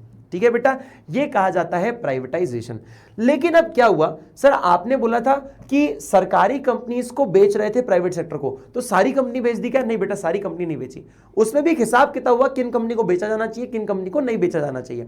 अब कुछ कंपनीज जो कि अच्छा परफॉर्म कर रही थी, उनको एनकरेज करने के लिए, उनको और मोटिवेट करने के लिए एक पूरा स्टेटस दिया गया, सरकार की तरफ से एक स्टेटस मिला कि जो कंपनीज अच्छा परफॉर्म करेंगी उनको हम मिनी रत्नास का टाइटल देंगे, जो कंपनीज और अच्छा परफॉर्म करेंगी उन्हें हम नवरत्ना का टाइटल देंगे, और जो अच्छी और अच्छा परफॉर्म करेंगी वो महारत्ना का टाइटल लेगी। मतलब आपको जैसे क्लास में रिवॉर्ड देने के लिए रैंक 1, रैंक 2, रैंक 3 दी जाती है ना, कि जो सबसे अच्छा परफॉर्म करेगा वो रैंक 1 है, जो उससे करेगा अच्छा वो रैंक 2 है, जो उससे अच्छा कम करेगा वो क्या है? रैंक 3 है। तो ये एक रिवॉर्ड दिया जाता है। लोग मेहनत क्यों करते हैं? उस रैंक में आने के लिए करते हैं। तो सेम वे सरकारी कंपनियों को भी एक स्टेटस दिया गया कि आप मेहनत करोगे तो आपको इस स्टेटस से नवाजा जाएगा। तो मैं इसके कुछ एग्जाम्पल बताता हूं। ये एग्जाम्पल्स बेटा चेंज होते रहते हैं, तो ये एग्जैक्ट नहीं है आज के हिसाब से, लेकिन ये डेटाज मतलब क्या है ना, परफॉर्मेंस। बेटा कोई कंपनी कई बार ज्यादा कमाती है, फिर अगले साल कम कमाती है, तो उनका टाइटल छिन जाता है, फिर वो किसी और में आ जाती है। हर साल टॉपर चेंज होते रहते हैं ना, बहुत कम ऐसे टॉपर हैं जो हर साल टॉपर बनते हैं। तो जैसे टॉपर्स चेंज होते रहते हैं, वैसे हर साल कंपनीज भी यहां पर लिस्ट से हटती है और ऐड होती रहती हैं। तो अपन एग्जांपल देख लेते हैं। महारत्ना कंपनी में जैसे आपने बहुत सारी सरकारी कंपनी को नाम सुना होगा, कोल इंडिया है, इंडियन ऑयल है, HP है, भारत पेट्रोलियम है, BHEL है, उसके साथ ONGC oil and natural gas corporation है, ऐसे कई सारी आपकी पावर ग्रिड है, गेल है, gas authority of India limited है, ऐसी कई सारी, सेल है। फिर उसके साथ देखोगे तो भैया नवरत्ना कंपनीज है आपके पास, NBCC है, उसके बाद नैल्को है, PFC है, ऐसे कई सारे, ऑयल इंडिया लिमिटेड है, कई सारे आपके पास है। यहाँ पे आपको मिनी रत्ना आ जाएंगे। तो ऐसे कई सारी कंपनीज जो हैं यहाँ पर स्टेटस इनको ऐसा मिलता है। ठीक है बेटा, क्या समझ आया? फटाक से इसका स्क्रीनशॉट ले लो समझने के लिए। चलिए जी, अब बात करेंगे हमारे थर्ड पॉइंट की, जिसका नाम है ग्लोबलाइजेशन, LP और G। तो ये ग्लोबलाइजेशन में क्या हुआ, हमारी इकोनॉमी को पूरी दुनिया घूमनी थी। वो ये चाहता था कि दुनिया से बाहर से लोग भी आए हमारे देश में, कंपनीज सेटल हों, इंडियन कंपनीज भी बाहर जाकर काम करें, एक हमारे बैरियर्स को तोड़ा जाए या आपसी संबंध बढ़ाए जाएं, और दुनिया विशेष में हमारे सारे प्रोडक्ट्स जो है सारी बड़ी ऑडियंस के पास जाए, ज्यादा लोगों तक पहुंचे और बाहर के प्रोडक्ट्स भी इंडिया तक आए, ये चाहता था। मतलब वो ये वाली लाइन तुम्हें याद होगी, मैं दौड़ना चाहता हूं, मैं उड़ना चाहता हूं, मैं गिरना भी चाहता हूं, बस मैं रुकना नहीं चाहता। हमारी इकोनॉमी भी चाहती थी कि भैया हमारे दरवाजे खुले देश के, बाहर की कंपनी इंडिया में आए, जैसे कि Coca Cola, Pepsi, McDonald's, burger king, pizza हट, डोमिनोज, ये सब आए हमारे देश में। और उसके साथ साथ इंडियन कंपनीज भी बाहर जाए, जैसे टाटा बाहर गई हुई हैं, ताज होटल्स बाहर भी हैं, टीसीएस बाहर भी है, टाटा की कॉफीज बाहर भी हैं, चाय बाहर भी हैं। तो ये काफ़ी बड़े बड़े जो पॉइंट्स हैं ये हो पाए, काफ़ी बड़ी बड़ी चीज़ें हम बड़े मार्केट में इन्वेस्ट कर पाए, उन सब चीज़ों के बारे में यहाँ पर बात हुई। Globalization means integrating the national economy with the world economy, कि देश की इकोनॉमी को वर्ल्ड की इकोनॉमी से जोड़ना through removal of barriers on international trade and capital movement, कि जो सामान का लेना देना जो था, जिसके ऊपर हमने प्रतिबंध लगाया हुआ था, या जो हमारे इंटरनेशनल ट्रेड्स थे कि कोई देश की कंपनी बाहर नहीं जा रही है, कोई सामान आना जाना नहीं हो रहा है बाहर से, वो सबको हमने हटा दिया। हमने ट्रेड बैरियर्स को हटाया और एक ओपन कर दिए डोर्स हमारे, कि कोई भी हमारे देश में आगे काम कर सकता है और हम भी कहीं भी जाकर, जहां पे भी अलाउ होगा काम करना, वहां पर जाकर हम अच्छे से काम कर सकते हैं। ठीक है, अब इसके कुछ फायदे कुछ नुकसान थे, तो फायदे क्या थे उसकी बात में बात करते हैं। सबसे पहले मैं तो आपकी तरफ से हूं, ये पॉजिटिव पॉइंट हो गया। क्या हो गया पॉजिटिव ट्रेड? सबसे पहला access to global market. Simple सी बात है जी, हम 140 करोड़ लोगों के अंदर हमारा बिजनेस चला रहे थे। अब जैसे मैं दुनिया भर में अपने बिजनेस को एक्सपैंड करता हूं, तो मैं 140 नहीं 850 करोड़ लोगों के मार्केट में अपने प्रोडक्ट को जो है एस्टैब्लिश करता हूं, मेरा मार्केट बढ़ा जाता है, कस्टमर ज्यादा बढ़ जाते हैं, ये एक फायदा मिलता है। दूसरी चीज एडवांस्ड टेक्नोलॉजी, जो भी आप अच्छी टेक्नोलॉजीज देख रहे हो, स्पेशली जैसे कि फोन की अगर मैं बात करूं, एप्पल बाहर का है, सैमसंग बाहर का है, रियलमी, वन प्लस, कोई भी मैं फोन ब्रांड ले लूं बाहर के। गाड़ियों की बात करें तो गाड़ियों की बहुत सारी ब्रांड्स, जो मेजर ब्रांड्स हैं वो बाहर की हैं, ऑडी बाहर की है, मर्सिडीज बाहर की है, लैंड रोवर, रेंज रोवर भले ही टाटा का है लेकिन बना बाहर था। ठीक है, अगर मैं बात करूं महिंद्रा, टाटा और मारुति को छोड़ दूं मैं, जबकि Maruti Suzuki is a Japanese brand, तो ये सब जो है बाहर की बहुत सारी, हुंडई बाहर का है, वोल्क्सवैगन बाहर का है, एमजी बाहर का है, टोयोटा बाहर का है, ये सारी कंपनीज बाहर की हैं। दिस शोज कि आपके देश में टेक्नोलॉजी बाहर से बहुत सारी आती हैं और आपकी इकोनॉमी को काफी ज्यादा बूस्ट भी करती है। आप सोचिए, आपके पास खुद का कोई मोबाइल ब्रांड नहीं है, अगर देश में बाहर की टेक्नोलॉजी ना आती तो शायद हमारे पास वो रिलायंस का कोई सा फोन होता, वो फ्रीडम 50 वाला, हम वही कीपैड चला रहे होते, या कोई इंडियन मार्केट में ब्रांड बन भी जाता तो शायद इतना एफिशिएंट नहीं होता जितना ये आईफोन है आज की डेट में। क्वालिटी या टेक्नोलॉजी के वाइज देखेंगे तो काफी स्ट्रांग है, सैमसंग बहुत स्ट्रांग है, ये सब बाहरी कंपनीज है। Better future prospect of large industries of developing countries. क्या होता है बेटा कि देशों के लिए काफी बढ़िया होता है जब कोई large, better future prospect for large industries of developing countries. Developing countries की जो लार्ज इंडस्ट्रीज है ना, उनके लिए काफी फायदा होता है कि भाई हम लोग अगर बाहर जाके भी काम कर सकते हैं ना, तो हमारा मार्केट बड़ा हो जाएगा, बाहर से पैसा कमा के हम हमारे देश में ला सकते हैं, जो कि हमारे देश के लिए बहुत बढ़िया है।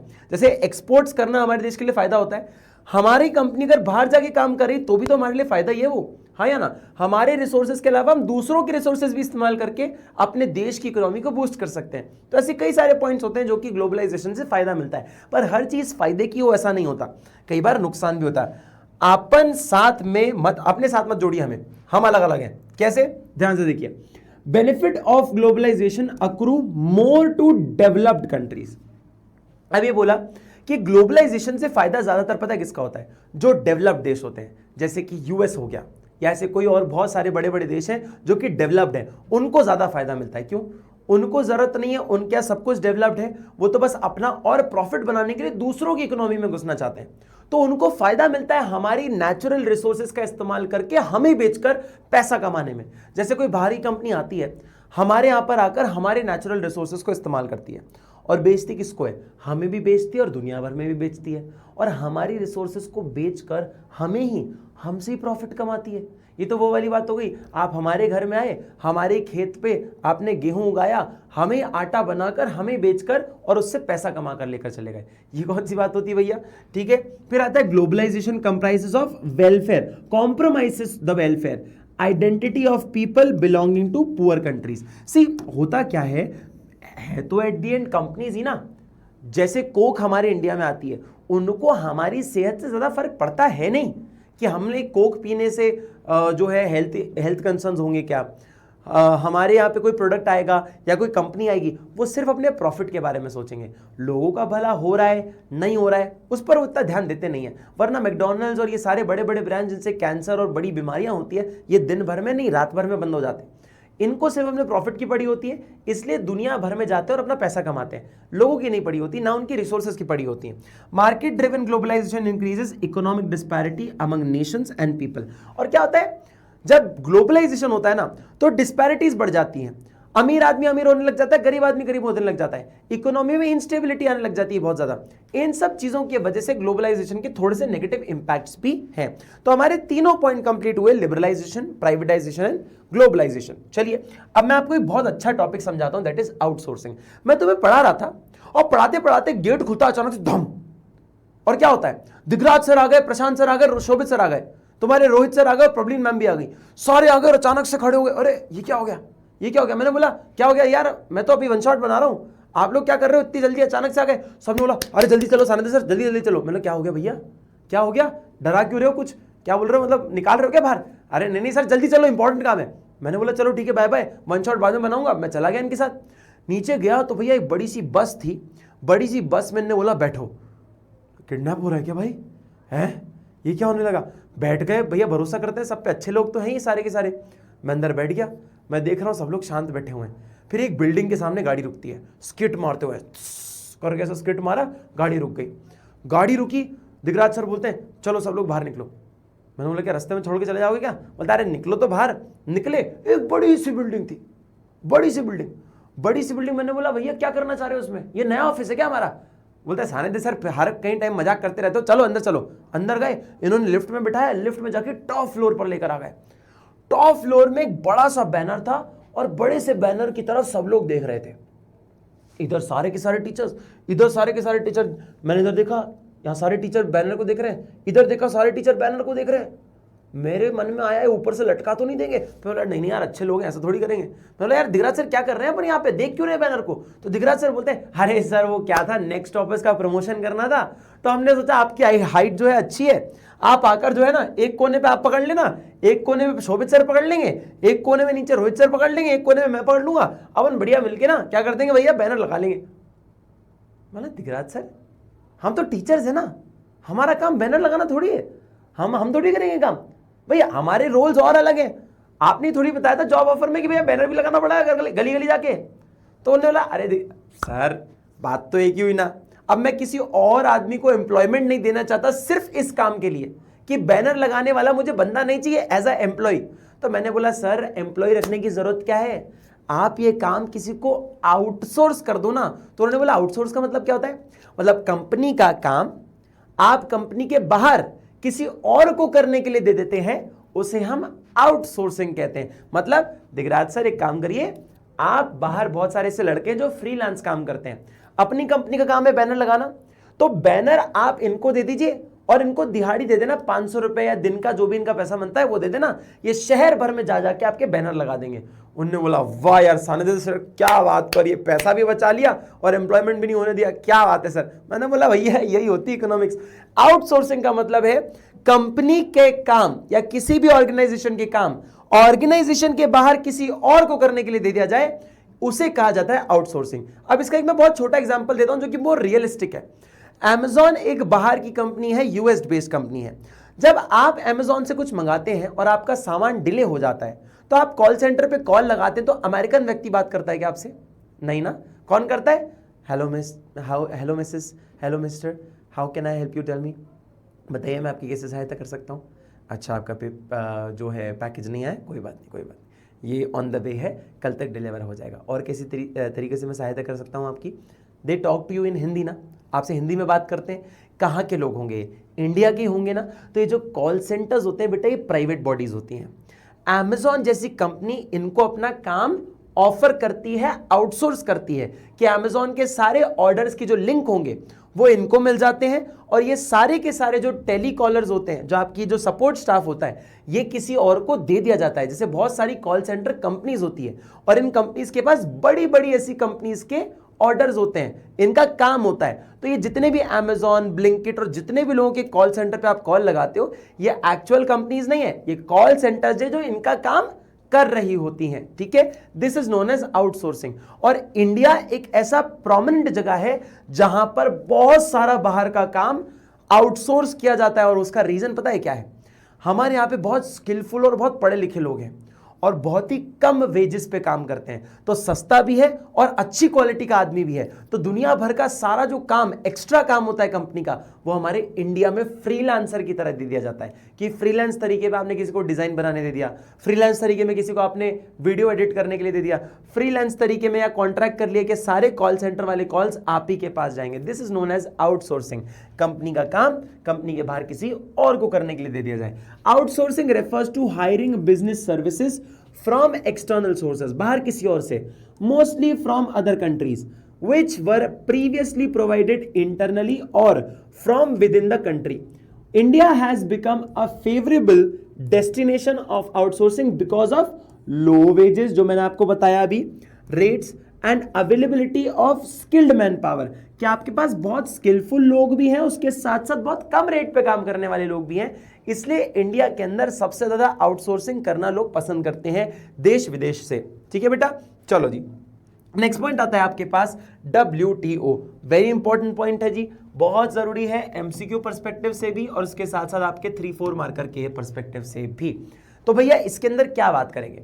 WTO एक ऐसा इंस्टीट्यूट या ऑर्गेनाइजेशन है जो कि वर्ल्ड की ट्रेड से रिलेटेड काम करता है। जैसे RBI फाइनेंस से रिलेटेड काम करता है, सेबी स्टॉक मार्केट से रिलेटेड काम करता है, IRDI इंश्योरेंस से रिलेटेड काम करता है, वैसे ही WTO जैसे UNO है, कई अलग अलग, यूनिसेफ है, WHO है, वैसे ही ट्रेड से रिलेटेड अगर कोई ऑर्गेनाइजेशन है तो वो है हमारा WTO, वर्ल्ड ट्रेड ऑर्गेनाइजेशन। ये कब फाउंड हुआ था बेटा? 1955 में फाउंड हुआ था। और इससे पहले कोई और बॉडी थी क्या? 1955 तो अभी रिसेंट ही गया है, इससे पहले क्या वर्ल्ड ट्रेड ऑर्गेनाइजेशन नाम की चीज नहीं थी क्या? थी, पर उसको दूसरे नाम से जाना जाता था, गैट के नाम से जाना जाता था, ठीक है बेटा।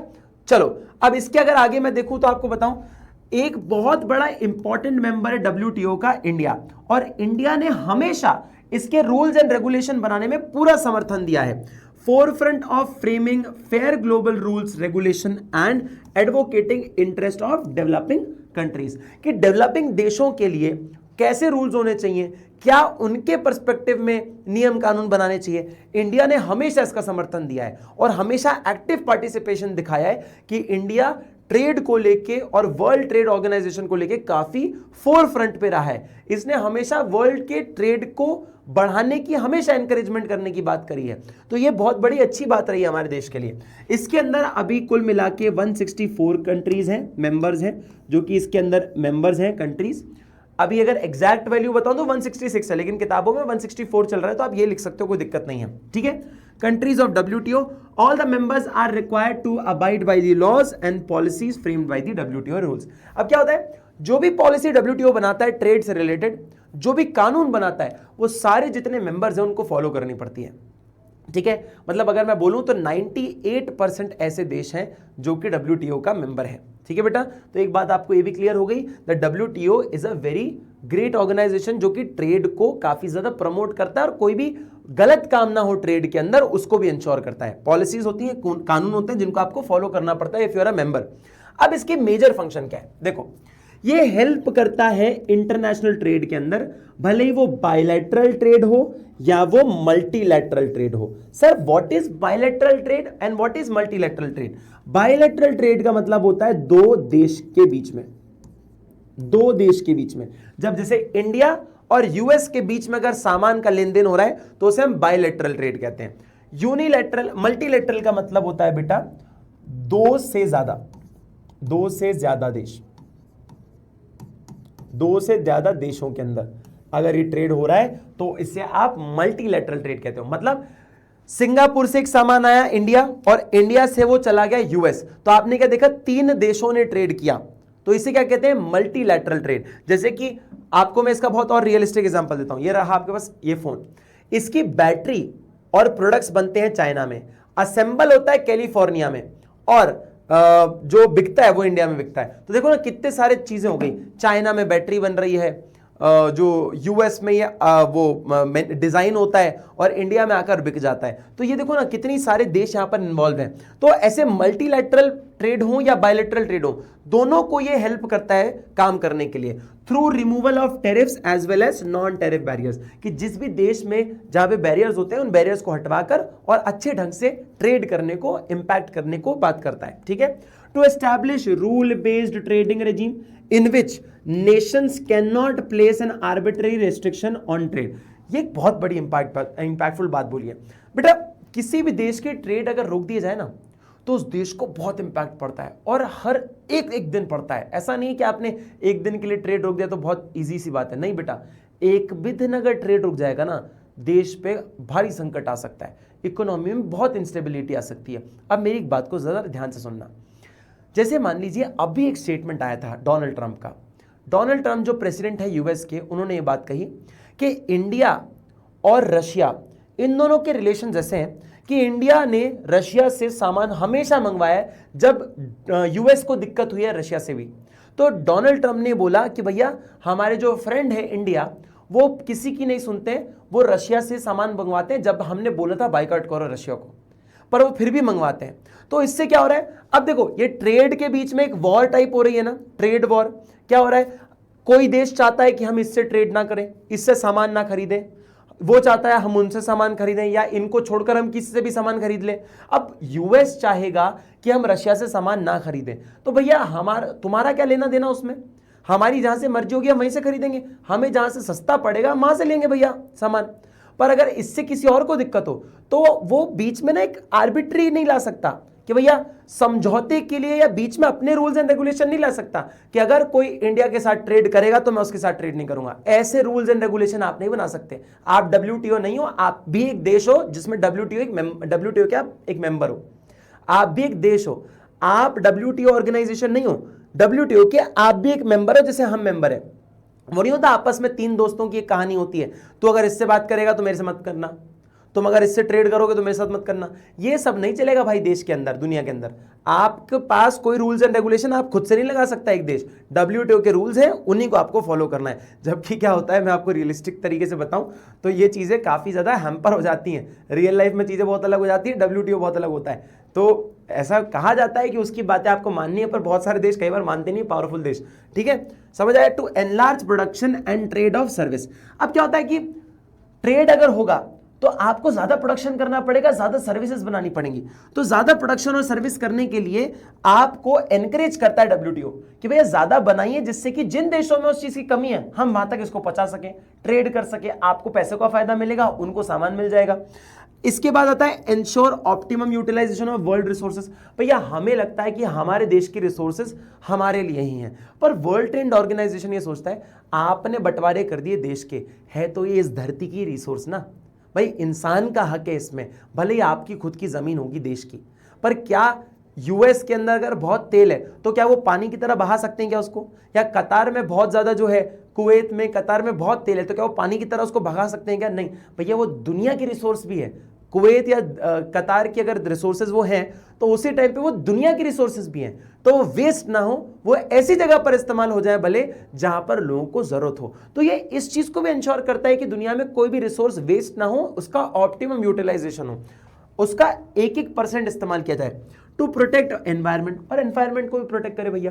कोई भी रिसोर्सेज वेस्ट होंगी तो उसमें एनवायरमेंट का ही नुकसान है, बाद में हम ही लोग, आप लोग ही परेशान होंगे। तो ये सारी चीजें हैं जिसके अंदर वर्ल्ड ट्रेड ऑर्गेनाइजेशन एक एक्टिव पार्टिसिपेशन करता है। स्क्रीनशॉट ले लीजिए बेटा। चलिए, तो अब हम बात करते हैं एलपीजी जो पॉलिसी हमने इंप्लीमेंट करी उसका क्या हमें फायदा मिला और क्या हमें उससे एक नुकसान झेलना पड़ा। मतलब थोड़ी सी तारीफ कर देते हैं और थोड़ा सा क्रिटिसाइज भी कर देते हैं, तो दोनों की बात करते हैं हेलो फटाक से। देखो, कुछ अप्रेजल क्या है, क्या हमने इसकी तारीफ करनी है वो जरा देखते हैं। तो हमारी इंडियन इकोनॉमी वाइब्रेंट इकोनॉमी बन चुकी थी एलपीजी के आने से, और हमारा ग्रोथ रेट जो था जीडीपी में वो बढ़कर हो गया था 7.2%। जैसी इकोनॉमी हमारी थी उस हिसाब से तो काफी काबिल तारीफ है, जीडीपी ग्रोथ 7.2% हो गया। उसके बाद फिस्कल डेफिसिट पे एक चेक हुआ। फिस्कल डेफिसिट क्या होता है सर? फिस्कल डेफिसिट का मतलब होता है आपने कितना कमाया और आपने कितना खर्चा कर दिया। तो आपने खर्चा जब ज्यादा कर दिया होता है ना, तो उसे हम फिस्कल डेफिसिट कहते हैं। तो बेटा ये फिस्कल डेफिसिट बड़ा हुआ था 8.5% ऑफ जीडीपी का था। अब ये कितना हो गया था, इट केम डाउन टू 5%। तो ये बड़ी अच्छी बात है, फिस्कल डेफिसिट आपका कम हो गया। मतलब आपने जो गैप था इनकम और एक्सपेंडिचर के बीच में, उसको आपने कम कर दिया काफी ज्यादा। फिर आपके पास आया बेटा चेक ऑन इन्फ्लेशन।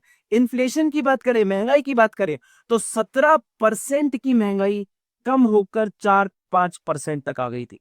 आप ही सोचे, 4 से 5% की महंगाई हो गई 17% की महंगाई से। मतलब जो चीज पहले 100 रुपए की 170 रुपए में मिलती होगी, वो आज 104 या 105 रुपए में मिलती है। कितना ज्यादा अंतर हो गया है चीजों के अंदर। फिर हमने देखा कंज्यूमर सोवरेनिटी, मतलब उसको एक्सेस मिल चुका था बहुत सारी वैरायटी का गुड्स और सर्विस की, अलग अलग क्वालिटी का। जब ग्लोबलाइजेशन आया, ग्लोबलाइजेशन से हमें लॉरियल, बाहर की कार, बाहर के फोन, बाहर की बहुत सारी ऐसी ब्रांड्स और सर्विसेज की वैरायटी मिल गई, जहां पे कस्टमर चूज कर सकता है बहुत सारे ऑप्शंस में कि मुझे कौन सा प्रोडक्ट कंज्यूम करना है। ठीक है बेटा। फिर आपके पास आता है a sustainable increase in foreign exchange reserve. जो आपके लिए इकोनॉमिक क्राइसिस का बहुत बड़ा पॉइंट था ना, कि हम सामान कैसे बुलवाएंगे जब हमारे पास पैसे ही नहीं होंगे। मात्र 15 दिन के आपके पास सामान बुलवाने के पैसे थे, 2 हफ्ते मैक्स टू मैक्स अगर बोला जाए तो। आप ये देखिए, 1990-91 के अंदर $6 बिलियन आपके पास थे एज अ फॉरेक्स रिजर्व। ये बढ़कर कितने हो गए, ये बढ़कर हो गए 2023 में बेटा 600 बिलियन यूएस डॉलर्स। 2023 के अंदर 6 बिलियन से ऑलमोस्ट 600 बिलियन। ये वर्ल्ड के सबसे बड़े फॉरेक्स रिजर्व में भी इसको काउंट किया गया कि वन ऑफ दी सबसे लार्जेस्ट फॉरेक्स रिजर्व किसी के पास है तो इंडिया के पास है। ये चीज हो गई। तो देखो ये वाली लाइन आ जाती है ना, पहले अमेरिका बोलता था क्या हो बे तुम, अब हम बोलते हैं क्या है बे तू। तो ये वाली बात हो गई थी। ठीक है। Flow of private foreign investment. Flow of private foreign investment का मतलब है कि जब हमारे द्वार बंद थे देश के, कि कोई भी बाहर से नहीं आएगा हमारे यहाँ काम करने, कोका कोला का भी हमने देश के बाहर भेज दिया था, ऐसे बहुत सारे ब्रांड्स चले गए थे देश के बाहर, क्योंकि उनको देश में रहकर कोई फायदा मिल नहीं रहा था। जब ये दोबारा आए 1991 के बाद, तो चेंज देखने लगा। पहले हमारे बाहर का जो फॉरेन डायरेक्ट इन्वेस्टमेंट था, वो मात्र $100 मिलियन था बेटा, $100 मिलियन। और मिलियन को बिलियन बनने में 1000 मिलियन लगते हैं। 1000 मिलियन जब होगा तो 1 बिलियन बन जाएगा। देखो 100 मिलियन से ये 30 बिलियन यूएस डॉलर्स हो गए थे। कब? 2017-18 के साल के अंदर। जो कि सारे पॉइंट्स देखोगे तो काफी काबिल तारीफ है। लेकिन बेटा सिर्फ अच्छा ही नहीं होती, कई बार कोई पॉलिसीज के नुकसान भी होते हैं। कई बार नहीं, मेजॉरिटी होते हैं नुकसान भी, और फायदे दोनों ही होते हैं। तो हमने देखा इन पॉलिसीज से हमारे देश में अनएम्प्लॉयमेंट, बेरोजगारी बढ़ गई। हमारे देश में क्या हो रहा था बेटा, जितनी रेट से प्रोडक्शन हो रहा था उससे डबल रेट से रिप्रोडक्शन हो रहा था। हमारे यहाँ पे बड़ी आपको सुनने में फनी लगेगी बात, लेकिन ये सीरियस बात है कि आपके देश में पॉपुलेशन का rate is much more higher than the GDP का ग्रोथ। कि भाई प्रोडक्शन इतना हो नहीं रहा है और पॉपुलेशन बहुत ज्यादा परसेंट से बढ़ रही है, दुगने से ज्यादा परसेंट से बढ़ रही है। तो ऑब्वियस सी बात है ना, 4 लोग पैदा हो रहे हैं लेकिन एक इंसान जितना काम है, तो ऑब्वियस सी बात है बाकी 3 तो बेरोजगार रहेंगे ना। तो यही चीज वजह से आपकी ग्रोइंग अनएम्प्लॉयमेंट रेट्स बढ़ते रहे। दूसरी चीज, इन अफेक्टिव डिसइन्वेस्टमेंट पॉलिसी। अब आपको याद होगा प्राइवेटाइजेशन में हमने काफी सारी गवर्नमेंट कंपनीज को प्राइवेट सेक्टर को बेचा था। अब यहां पर हुआ क्या, प्राइवेटाइजेशन तो हमारी एलपीजी पॉलिसी का पार्ट था, लेकिन प्राइवेटाइजेशन के अंदर एक गलती हो गई हमसे। मान लीजिए गवर्नमेंट कंपनी 100 करोड़ रुपए की वैल्यू की है, तो उसको आपने 70 करोड़ रुपए बेच दिया। आपने 30 करोड़ के नुकसान पे बेच दिया, क्योंकि आपने अपने एसेट्स को अंडर वैल्यू किया। और यही हमारी सरकारी कंपनियों के साथ हो गया। उन्होंने अपनी कंपनी की वैल्यूएशन काफी कम कम निकाली और उनको बेच दिया, जिस वजह से सरकार को जो पैसा मिल सकता था वो नहीं मिला। ठीक है, कि मतलब मान लो आपके पास अगर 80,000 रुपए का सोना रखा हुआ है, आपको सामने वाले ने आपसे 70,000 रुपए में ले लिया, तो आपको 10,000 का घाटा हुआ ना बेटा। जो पैसा नहीं मिला, मिल सकता था, वो भी तो एक घाटा ही होता है। तो ये हमारे साथ हुआ। क्या हुआ, the disinvestment policy of government was not successful because assets of public sector undertakings were undervalued and sold to private sector. Proceeding from disinvestment were used for compensate shortage of government revenues. क्या था, सरकार के पास पैसा नहीं था तो कंपनियों को बेचकर पैसा ले लेती थी, और उन्होंने अंडर वैल्यू किया अपने कंपनी के एसेट्स को, तो पैसा उनको कम मिला इफेक्टिवली। दूसरी चीज देखा जाएगा तो इन इफेक्टिव टैक्स पॉलिसीज। क्या हुआ बेटा, टैक्स पॉलिसी की बात करें तो अब आपने इंपोर्ट्स पे से टैक्सेस बहुत कम कर दिए। टेरिफ जो कस्टम ड्यूटीज होती हैं कि बाहर से अगर इंपोर्ट करवाऊंगा वो 125% से 10% पे आ गए। बेटा वो भी सरकार का रेवेन्यू तो होता है, पैसा ही तो होता है, वो भी तो सरकार के पास ही जाता है। अब आप इतने सारे टैक्सेस कम कर दोगे, आप टैक्स रिफॉर्म में आपने इतने सारे रिफॉर्म लिया है, आपने वहां भी टैक्स रेट्स जो है मॉडरेट कर दिए। सरकार के पास जब पैसा ही नहीं होगा तो देश कैसे चलेगी? यही बात यहाँ पर लिखी हुई है कि भैया हमारे पास इतने सारे टैरिफ्स को कम कर दिया गया कि कस्टम ड्यूटीज हो या कोई भी टैक्स इंसेंटिव्स हो इतने कम कर दी गई कि हमारे पास कोई बेनिफिट ही नहीं मिला। फॉरेन इन्वेस्टमेंट को अट्रैक्ट करने के लिए हमने हमारे टैक्स रेट इतने कम कर दिए कि बाहर से कंपनी आ तो रही है लेकिन सरकार के पास इतना रेवेन्यू जा नहीं रहा है। फिर आया स्प्रेड ऑफ कंज्यूमरिज्म। कंज्यूमरिज्म का मतलब है हमारे कस्टमर्स को फॉरेन प्रोडक्ट्स की इतनी आदत हो गई, लग्जूरियस प्रोडक्ट्स की डिमांड करने लग गए, ऐसे आइटम्स की डिमांड करने लग गए जो कि बहुत ही कॉस्टली होते हैं और सुपीरियर होते हैं। जैसे कि ऑडी गाड़ी की डिमांड हो गई क्योंकि अब 1991 में ऑडी भी इंडिया आया, जो उसके बाद इंडिया आया। तो ये सब क्या हुआ बेटा, इन सब चीजों के से हमारे लोगों की खर्च करने की आदत बढ़ गई, जो कि देश के लिए खराब है ना। आप बाहर के प्रोडक्ट्स पे डिपेंडेंट हो गए। आज आप गाड़ियां देखोगे तो इंडियन गाड़ियां बहुत कम है, टाटा महिंद्रा की गाड़ियां देखोगे तो बहुत कम है, मारुति की गाड़ियां बहुत कम है। बाहर की गाड़ियां कितनी है, हुंडई की गाड़ियां कितनी होती है आपके देश में, टोयोटा की गाड़ी कितनी है, स्कोडा, वोल्क्सवैगन, कितनी सारी गाड़ियां घूम रही है, एमजी की, किया की, ये सब बाहर की ब्रांड्स है और आप बाहर की ब्रांड्स पे डिपेंडेंट हो चुके हो, जो कि एक अच्छी बात नहीं है। क्योंकि बाहर की ब्रांड्स पे जब आप डिपेंडेंट होते हो ना तो वो आपकी पॉलिटिक्स में भी इंटरफेयर करते हैं, जो कि किसी देश के लिए अच्छा नहीं। फिर आता है अनबैलेंस्ड ग्रोथ। हमारे देश में ग्रोथ तो हो रही थी लेकिन कुछ भी वॉलेटाइल चीजें थी, ठीक है। सेलेक्टेड एरियाज में आप ग्रोथ कर रहे थे और जो इंपॉर्टेंट एरियाज जैसे एग्रीकल्चर या इंडस्ट्रीज वहां पर आप ढंग से ग्रो नहीं कर रहे थे। तो ये कुछ ऐसे पॉइंट्स थे जो कि एलपीजी के नुकसान भी बताए गए, जिससे हमें इंपैक्ट पड़ा हमारी इकोनॉमी को भी। अब बेटा फायदे नुकसान दोनों जगह होते हैं तो उनको डिस्कस करना भी हमारे लिए जरूरी था। अब एक और बड़ा अहम पॉइंट आता है, दैट इज डीमोनेटाइजेशन। ये क्या पॉइंट है सर, इसको मैं ना आपको बहुत अच्छी तरीके से समझाता हूँ। डीमोनेटाइजेशन ना एक बहुत ही प्लान्ड प्रोसेस था। जैसे 2014 में जब हमारे नए प्रधानमंत्री बने थे नरेंद्र मोदी जी, उन्होंने एक बड़ा अच्छा एक इनिशिएटिव निकाला था जिसका नाम है डिजिटल इंडिया। डिजिटल इंडिया नाम का एक इन्होंने काफी बड़ा एक प्रोग्राम इशू किया था कि भैया हमारे देश में हर देश के कोने में इंटरनेट पहुंचना चाहिए। अब आपको भी पता चलेगा कि अरे सर क्या ही बात है उसमें, ये तो बहुत नॉर्मल सी चीज है ना। अब आप देखना चीजों को कनेक्ट करते जाना, कैसे कनेक्ट करोगे ध्यान से देखना। आपने पहले डिजिटल इंडिया की तरफ पहले हर घर में इंटरनेट पहुंचवाया, ठीक है। फिर 2016 में आपने क्या किया बेटा, डीमोनेटाइजेशन किया। डीमोनेटाइजेशन, डीमोनेटाइजेशन मतलब नोटबंदी। आपने क्या किया बेटा डीमोनेटाइजेशन में, 500 और 1000 के नोट जो थे ये दोनों नोट को आपने कर दिया बैन, ठीक है। अब क्या हुआ, नोट बैन हो गए, सब लोगों के घर में डिजिटल इंडिया की तरफ से घर में इंटरनेट पहुंच गया। और इसका प्रमाण कैसे पता चला, हर घर में टिकटॉक बनने लगा, हर घर में म्यूजिकली बनने लग गया। तो इससे हमें पता चल गया गांव गांव तक अब क्या पहुंच चुका है, इंटरनेट पहुंच चुका है। तो जैसे ही पता चला इन्होंने क्या किया, डिमोनेटाइजेशन कर लिया। डिमोनेटाइजेशन का उद्देश्य क्या था, काले धन को पकड़ना। क्या होता है बेटा, जब भी आपको टैक्स को चोरी करना हो ना, आप हमेशा कैश में रख लो, क्योंकि कैश की कोई आपके पास प्रूफ नहीं होगा कि किसके पास कितना कैश रखा है, आप अंदाजा नहीं लगा सकते। पर अगर आपके अकाउंट में पैसा पड़ा है तो आरबीआई के पास सारी इंफॉर्मेशन है, बैंक के पास सारी इंफॉर्मेशन है कि आपके अकाउंट में कितना पैसा है। इसलिए काले धन जो छुपाया जाता है वो छुपाया जाता है कैश के पॉइंट के अंदर। कैश में देखो आप हमेशा मिलेगा, आपको गोल्ड के फॉर्म में मिल जाएगा, क्योंकि इनको ट्रेस करना बड़ा मुश्किल है, ठीक है। वो चिप लगा दी नोट वोट में, ये सब फालतू की बात है, ऐसा नहीं होता, ठीक है। तो एक चीज बड़ी इंपॉर्टेंट बात है कि टैक्स की चोरी जो लोग कर रहे हैं, काले धन की चोरी जो लोग कर रहे हैं, काले धन से क्या क्या नुकसान होता है बेटा, टेररिज्म एक्टिविटी को प्रमोशन मिलता है। हमारे देश से बहुत सारा कैश में पैसा दिया जा सकता है टेररिज्म एक्टिविटी को प्रमोट करने के लिए। हमारे देश में बहुत इलीगल एक्टिविटीज को करने के लिए काला धन इस्तेमाल किया जाता है। ये सब बच जाएगा और सरकार के पास रेवेन्यू कम हो रहा है, क्योंकि लोगों को दिख रहा है कि यार पैसा ही नहीं कमा रहे लोग, जबकि सारा पैसा तो कैश में कमा रहे हैं। आप दिखा नहीं रहे हो कि आपने इतना पैसा कमाया, तो सरकार के पास रेवेन्यू भी नहीं जा रहा है। तो ये प्रॉब्लम आई, तो 2016 में इन्होंने डिमोनेटाइजेशन कर दिया। अब आपने एक चीज नोटिस करी, पहले इंटरनेट बचवाया, फिर आपने नोटबंदी करी, और जब वापस आपने नोट को रीइशू किया, क्या हुआ बेटा, इसको हमने डीमोनेटाइजेशन से फेमस हुआ ये, जबकि स्कीम को बोला गया था रीमोनेटाइजेशन। सर रीमोनेटाइजेशन का मतलब क्या होता है? वैसे तो इस स्कीम को बोला जाता है, इस प्रोसेस को बोला जाता है रीमोनेटाइजेशन, पर ये फेमस डिमोनेटाइजेशन से हो गया। सर डिमोनेटाइजेशन का मतलब तो हमें पता है कि नोटबंदी कर देना। ये रीमोनेटाइजेशन क्या होता है? रीमोनेटाइजेशन एक पूरा प्रोसेस होता है। पहले आप पुराने नोट को बंद करो, फिर नए नोट को रीमोनेटाइज करो, उसे कहते हैं रीमोनेटाइजेशन। कि 500 1000 को बंद करके आपने नए 500 और नए 2000 के नोट भी तो इशू किए ना, इसे कहा जाता है रीमोनेटाइजेशन। पुराने नोटों को बैन करो, नए नोटों को छाप दो। अब लेकिन इसमें एक थोड़ा सा ट्विस्ट था। क्या ट्विस्ट था पता है?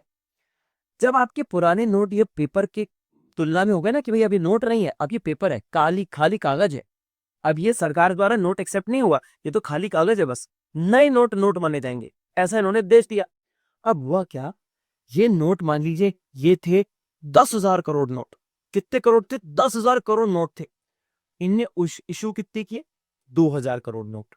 10,000 करोड़ नोट बैन करके 2,000 करोड़ नोट ही इशू किए। हाँ, तो सर बाकी 8,000 कहाँ गए? ऐसा इसका उद्देश्य था। बाकी 8,000 करोड़ नोट का क्या किया? इन्होंने डिजिटल फॉर्म में दे दिए। मतलब आप जाओ 50,000 रुपए डोनेट करो पुराने नोट को, आपको 10,000 रुपए कैश मिल जाएगा, 40,000 आपके अकाउंट में डाल दिए जाएंगे बैंक बैलेंस के फॉर्म में। अब उससे होगा क्या पता है? इन्होंने नए वाले नोट इशू कम करे, जिससे कि मार्केट में नोटों की सप्लाई कम हो गई। तो अब आप ऑटोमेटिकली बैंक से ट्रांसफर करना ज्यादा चालू करोगे। अब भैया आरटीजीएस, एनईएफटी ये तो बड़ी प्रॉब्लम चीज है। अगर मुझे बैंक ट्रांसफर करना है तो मुझे आरटीजीएस करना पड़ेगा। आरटीजीएस की लिमिट 2 लाख से कम की होती ही नहीं है। अगर आपको आरटीजीएस पेमेंट करना है तो 2 लाख की पेमेंट करनी पड़ेगी। एनईएफटी करना है तो चलो 2 लाख से कम की भी कर सकते हो, पर बड़ा हेक्टिक प्रोसेस है ना। आप सारी इंफॉर्मेशन डालो, अकाउंट नंबर डालो, फलाना करो, ढिमका करो। तो जन्म क्या हुआ पता है? तो फिर एक और चीज का जन्म हुआ जिसका नाम है यूपीआई। अच्छा सर, यूपीआई इसलिए फेमस हुआ। लेकिन सर, लेकिन सबके पास इंटरनेट तो होना चाहिए था ना यूपीआई को चलाने के लिए। आप शायद भूल रहे हैं कि सबसे पहली प्रोसेस क्या थी? डीमोनेटाइजेशन। आप सोच रहे हो, आपको लग रहा होता है सरकार बेवकूफ है, लेकिन सरकार की नीतियां जो होती है बहुत स्ट्रांग होती है। वो सोच समझ के फ्यूचर में क्या करना है वो इस्तेमाल करते हैं। यूपीआई सक्सेसफुल हो, उसके लिए उन्होंने पता है क्या किया? पहले हर घर में इंटरनेट पहुंचाया, फिर पुराने नोट बंद किए, नए नोट कम छापे कि सारा पैसा बैंक में पड़ा रहे। बैंक में पड़ा रहेगा तो सरकार की नजर में रहेगा, सरकार की नजर में रहेगा तो टैक्स चुरा नहीं पाओगे, और टैक्स नहीं चुरा पाओगे, अब पेमेंट करना है आरटीजीएस एनईएफटी के थ्रू, मुश्किल होगा, डिफिकल्ट होगा, बार बार बहुत कॉम्प्लेक्स प्रोसेस हो जाएगा। यूपीआई जैसी चीज करवा दी। हर इंसान जो है यूपीआई यूज करता है। धनिया लेना हो, मिर्ची लेनी हो, 1 रुपए की टॉफी लेनी हो, यूपीआई कर दो, आपको आंसर मिल जाएगा। ये था डीमोनेटाइजेशन। ये आपको समझना चाहिए। तो डीमोनेटाइजेशन पहली बार नहीं, ये तीसरी बार हुआ है हमारी हिस्ट्री में। ये आपको डीमोनेटाइजेशन ना एक लाइन से समझ आ जाएगा, मैं बोलूंगा नहीं, ये तो बवाल है। ठीक है, तो डीमोनेटाइजेशन पहले 1946 में हुआ था एक बार, दोबारा हुआ था 1978 में, और तीसरी बार हुआ था जो कि हुआ था हमारा कब बेटा? 8 नवंबर 2016 को। ठीक है, इसमें हमने क्या किया था? डिमोनेटाइजेशन में प्रधानमंत्री नरेंद्र मोदी जी के अंदर हमने 500 और 1000 के नोटों को बैन कर दिया था इमीडिएट इफेक्ट से, कि रात को 12 बजे के बाद भैया क्या होगा, आपका नोट जो है वो बंद हो जाएगा। ठीक है, उसके बाद क्या हुआ? बैन कर दिया जब आपने 500 और 1000 के नोट, तो country moved one step towards digitization. देखो क्या बोल रहा है, डिजिटल इंडिया की तरफ मूव कर गया। In the age where almost every person is using mobile phone, the concept of online wallets came out to be very successful. इसी वजह से जो ऑनलाइन वॉलेट और यूपीआई पेमेंट्स है काफी ज्यादा सक्सेसफुल हो पाए। इसके फीचर क्या थे भैया? टैक्स की अगर आप चोरी करते हो तो आपको इसको चोरी करने से बचाया जाए, सरकार को पता चले कौन कितना पैसा कमा रहा है, काले धन से होने वाली इलीगल एक्टिविटी को भी रोका जाए। ठीक है, उसके बाद क्या बोला? It has the indicated that tax evasion will no longer be tolerated. सरकार का एक बहुत स्ट्रांग पॉइंट था कि अगर आप टैक्स की चोरी करते हो तो उसको टॉलरेट नहीं किया जाएगा। हम डिमोनेटाइजेशन इतना बड़ा काम कर रहे हैं, सिर्फ टैक्स चोरी ना करो आप इसके लिए, तो ये बिल्कुल टॉलरेट नहीं किया जाएगा। दूसरी चीज, channelising saving into the formal financial system, कि लोग क्या करने लग जाएंगे जब डिमोनेटाइजेशन हुआ, तो लोग क्या करने लग गए? सेविंग्स करने लग गए, थोड़ा पैसा सेव करने लगे। तो आपने सेविंग्स को एनालाइज किया, चैनलाइज किया, फिर क्या हुआ? कैशलेस इकोनॉमी को बना दिया। कैशलेस इकोनॉमी मतलब बिना कैश के इस्तेमाल होने वाली इकोनॉमी। हमारे देश में जो पैसा घूम रहा है वो कैश नहीं, ज्यादातर अब ऑनलाइन ट्रांजैक्शन हो रहे हैं। तो कैशलेस इकोनॉमी या कैश लाइट इकोनॉमी में आपने इसको कन्वर्ट कर दिया। आई होप कि आपको बात समझ आई होगी। फटाक से इसका भी स्क्रीनशॉट ले लो जल्दी से बेटा। चलिए जी, अब चलते हैं इस वन शॉट के लास्ट टॉपिक पर और चैप्टर भी खत्म करते हैं, जो कि है GST, goods and service tax. क्या होता है ये, इसके बारे में जरा अपन बात करते हैं। Goods and service tax goods and service के ऊपर लगता है और जितना जितना आप कंज्यूम करते जाते हो, हर एक कस्टमर को या कंज्यूमर को वो पे करना पड़ता है। जैसे कि आप नॉर्मली जाते हो किसी रेस्टोरेंट में, कहीं कुछ आपने ऑर्डर किया, आपको उसके ऊपर जीएसटी देना पड़ता है। आप कपड़े खरीदने जाएंगे, आपको उसके ऊपर जीएसटी देना पड़ता है। आप कोई सामान खरीदने जाएंगे तो आपको उसके ऊपर भी जीएसटी देखना पड़ता है। आप मूवी देखने जाओ, आप कुछ भी करो, जीएसटी आपको देना ही पड़ेगा, जो कि गुड्स या सर्विस को कंज्यूम करते टाइम आप देते हैं। ठीक है, तो क्या है जरा इसके बारे में थोड़ा समझते हैं। देखिए, the goods and service tax is a value added tax levied on most goods and services sold for domestic consumption. It is paid by the consumer. तो कंज्यूमर इसको पे करता है जब भी हम किसी प्रोडक्ट या सर्विस को कंज्यूम करते हैं। तो वैल्यू एडेड टैक्स किस लिए है बेटा, जितना आप कंज्यूम करोगे उतना आपको टैक्स भरना पड़ेगा। ठीक है बेटा, however it is remitted that the government by the business selling goods and services, goods and services tax provides revenue for the government. अच्छा, क्या है बेटा, जो सरकार है ना, ये जीएसटी की मदद से काफी अच्छा खासा अपना रेवेन्यू भी जनरेट करती है, क्योंकि इनकम टैक्स तो क्या आपको महीने में एक बार मिलेगा मान लीजिए, या आप कॉर्पोरेट टैक्स लो या कुछ भी लोगे तो आपको कभी कभार लेना पड़ेगा। जीएसटी का जो पेमेंट होता है वो आप काफी बार करते हो और इनफैक्ट हर दिन कुछ ना कुछ जो है पेमेंट्स होते रहते हैं जीएसटी के नाम पर। आप सोचो कितना ज्यादा रेवेन्यू जनरेट करती होगी सरकार, जिससे वो देश को चला पाती होगी। तो it is a very big thing for India, specially for any country in fact. The term GST has been defined in the Article 366(12)(a) to mean any tax on supply of goods and service or both, except tax on supply of the alcoholic liquor for human consumption। क्या बोला है बेटा, ये बोल रहा था कि आप सारी चीजों पे, ऑलमोस्ट जितने भी सामान और जितनी भी सर्विसेज है, सब पे आप जीएसटी लगाते हो एक्सेप्ट लिकर। लिकर पे ऐसा क्या है सर, शराब पर क्यों टैक्स नहीं है जीएसटी का? वो इसलिए नहीं है क्योंकि जीएसटी को अल्कोहल के ऊपर से हटा दिया गया है। ये स्टेट टैक्स लगता है इसके ऊपर, कि हर एक राज्य के उसके ऊपर छोड़ दिया कि आपके राज्य में आप जितना टैक्स वसूलना चाहो अल्कोहल के ऊपर आप उतना वसूलिए, आपको भी उससे अच्छा खासा रेवेन्यू मिलेगा जिससे आप देश को या अपने राज्य को चला सको। तो जीएसटी को हटा दिया गया है अल्कोहल के ऊपर। इसीलिए आप देखोगे जनरली कोई भी सामान आप देश में कहीं से भी खरीदो, जनरली उसका प्राइस सेम मिलता है, क्योंकि सब जगह पे टैक्स जो है जीएसटी का वो सेम है। लेकिन अल्कोहल एक ऐसी चीज है जो हर स्टेट में अलग अलग कॉस्ट पे मिलती है। इसलिए आपने देखा होगा, कभी सुना भी होगा शायद, या किसी को बात करते ही सुना होगा कि कैसे अल्कोहल इज वेरी सस्ता इन दिल्ली का वो वाला रीजन जो कि शायद हरियाणा साइड आता है ना। हरियाणा में जो आता है वो बहुत ही सस्ता है। गोवा में आपको बहुत सस्ती मिलती है अल्कोहल। मैं प्रमोट नहीं कर रहा हूं, फालतू की बातें मत करना, लेकिन द पॉइंट इज इसको हम एजुकेशनल पर्पज से देखें तो अपन यहां पर ये बात समझ सकते हैं। ठीक है, तो जीएसटी कब आया बेटा? जीएसटी आया 1 जुलाई 2017 को, came into effect in 1 July 2017 and implemented on the 10th of 101 amendment of the Indian constitution. ठीक है बेटा, चलो अब इसके ऑब्जेक्टिव्स के बारे में थोड़ी बात कर लेते हैं। ऑब्जेक्टिव्स क्या थे बेटा इसके? It eliminates to eliminate the classification of dispute between goods and service. क्या हो रहा था बेटा, किस प्रोडक्ट को हम किस स्लैब रेट में डालें, जो डिस्ट्रीब्यूशन होता था ना, हर स्टेट में अलग अलग टैक्सेस हैं, तो सारे डिस्प्यूट्स को हमें खत्म करना था। ठीक है, दूसरी चीज, to bring uniformity in tax rates, automated compliances. क्या हुआ बेटा, हर जगह पे अगर सब टैक्स रेट सेम होंगे ना तो पूरे देश के लिए बहुत सिंपल हो जाएगा कैलकुलेशन करना, इनफैक्ट रेवेन्यू जनरेट करना भी। हम अगर देखेंगे कि किस देश ने कितना पैसा कमाया, सॉरी किस राज्य ने कितना पैसा कमाया, किस सिटी से कितना पैसा मिला, जब आप ये निकालोगे सब जगह अगर यूनिफॉर्मिटी होगी ना, एक ही टैक्स रेट चलता रहेगा, तो आपके लिए काफी आसान होगा समझना, कैलकुलेट करना और इनफैक्ट ये देखना कि किस राज्य से आपको ज्यादा फायदा मिल रहा है, कौन अच्छे से काम कर रहा है, कौन नहीं कर पा रहा। तो एक कंपैरिजन भी आप निकाल सकते हो। Ensure availability of input tax credit across the value chain, avoid cascading effect। Cascading effect का मतलब एक चेन इफेक्ट होता है कि ऐसा नहीं कि आप टैक्स पे टैक्स पे टैक्स पे टैक्स पे टैक्स पे टैक्स वसूल करते जाओ, तो ये value added input credit tax माना गया है। ठीक है, इसको मैं अलग से किसी एक शॉर्ट वीडियो में भी समझा दूंगा एक एग्जांपल के साथ, what is input tax credit. To ensure simplification of registration, filing of return, tax administration and compliances. बेटा जीएसटी को काफी सिंपल बना दिया गया कि आप आसानी से इसको पे कर सको, आसानी से आप इसको निकाल सको और आसानी से इसको एडमिनिस्टर कर सको। तो ये एक ऐसा सिस्टम लाया गया जो कि 17 तरह के इनडायरेक्ट टैक्सेस को हटाकर और 23 तरह के सेस चार्जेस को हटाकर एक बन के आया है। इसलिए इसको वन नेशन वन टैक्स कहा गया कि 17 तरह के इनडायरेक्ट टैक्स और 23 तरह के सेस चार्जेस को हटाकर ये एक टैक्स लाया गया। तो इसने काफी सिंपल कर दिया काम हमारा।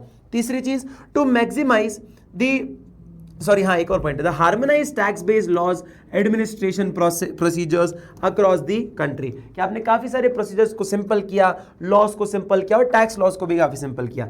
Minimise the tax rate slabs, preventing unhealthy competition among states. हर स्टेट्स में अलग अलग टैक्स रेट होते थे तो इनमें कंपटीशन होता था, कहीं हमारे यहाँ पे बहुत सस्ता है तो हमारे यहाँ पे बहुत महंगा है, तो आपस में लोगों के बीच में भी बहुत कॉन्फ्लिक्ट होते थे कि हम ये सामान खरीदना है तो दूसरे राज्य से खरीद के ले आते हैं, हमारे राज्य में क्यों खरीदें, हमारे यहाँ पे ज्यादा क्यों पैसा पे करें। तो इसके तरह भी बहुत सारे जो है आपके प्रॉब्लम्स वगैरह आती थी।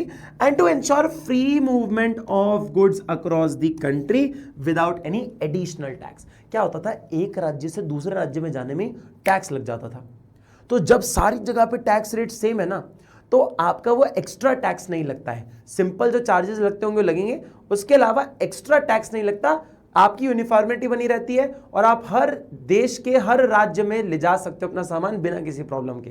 ठीक है, और ये वैल्यू एडेड टैक्स क्यों माना जाता है, जितना खाओगे उतना बिल पे करना पड़ेगा टैक्स का, जितना आप कंज्यूम करोगे उतना आपको जीएसटी पे करना पड़ेगा। 100 रुपए का अगर बिल है तो उस हिसाब से जीएसटी लगता है, 1000 रुपए का बिल है तो उस हिसाब से लगेगा, 10,000 का बिल है तो उस हिसाब से लगेगा और 10 लाख का है तो उसके हिसाब से। ये हमारा मोटा मोटी चैप्टर था। आई होप कि आपको ये चैप्टर अच्छे से समझ आया हो। ये एक इंपॉर्टेंट डेट्स की एक लिस्ट है जिसको आप जरूर देखिएगा, क्योंकि आपके एमसीक्यू या किसी भी पॉइंट में ये आपको काफी काम आने वाला है। तो गैट की जब मैंने बात करी थी, general agreement on trade and tariff, ये 23 कंट्री के साथ बना था और ये 1995 से पहले आया था। 1995 में वर्ल्ड ट्रेड ऑर्गेनाइजेशन आया था, तो 1948 में गैट आया। ठीक है बेटा, उसके बाद एनईबी पॉलिसी का भाई जुलाई 1991, न्यू इंडस्ट्रियल पॉलिसी का भाई 24 जुलाई 1991, डब्ल्यूटीओ का आया बेटा गैट को हटाकर 1995, मैंने आपको बताया अभी।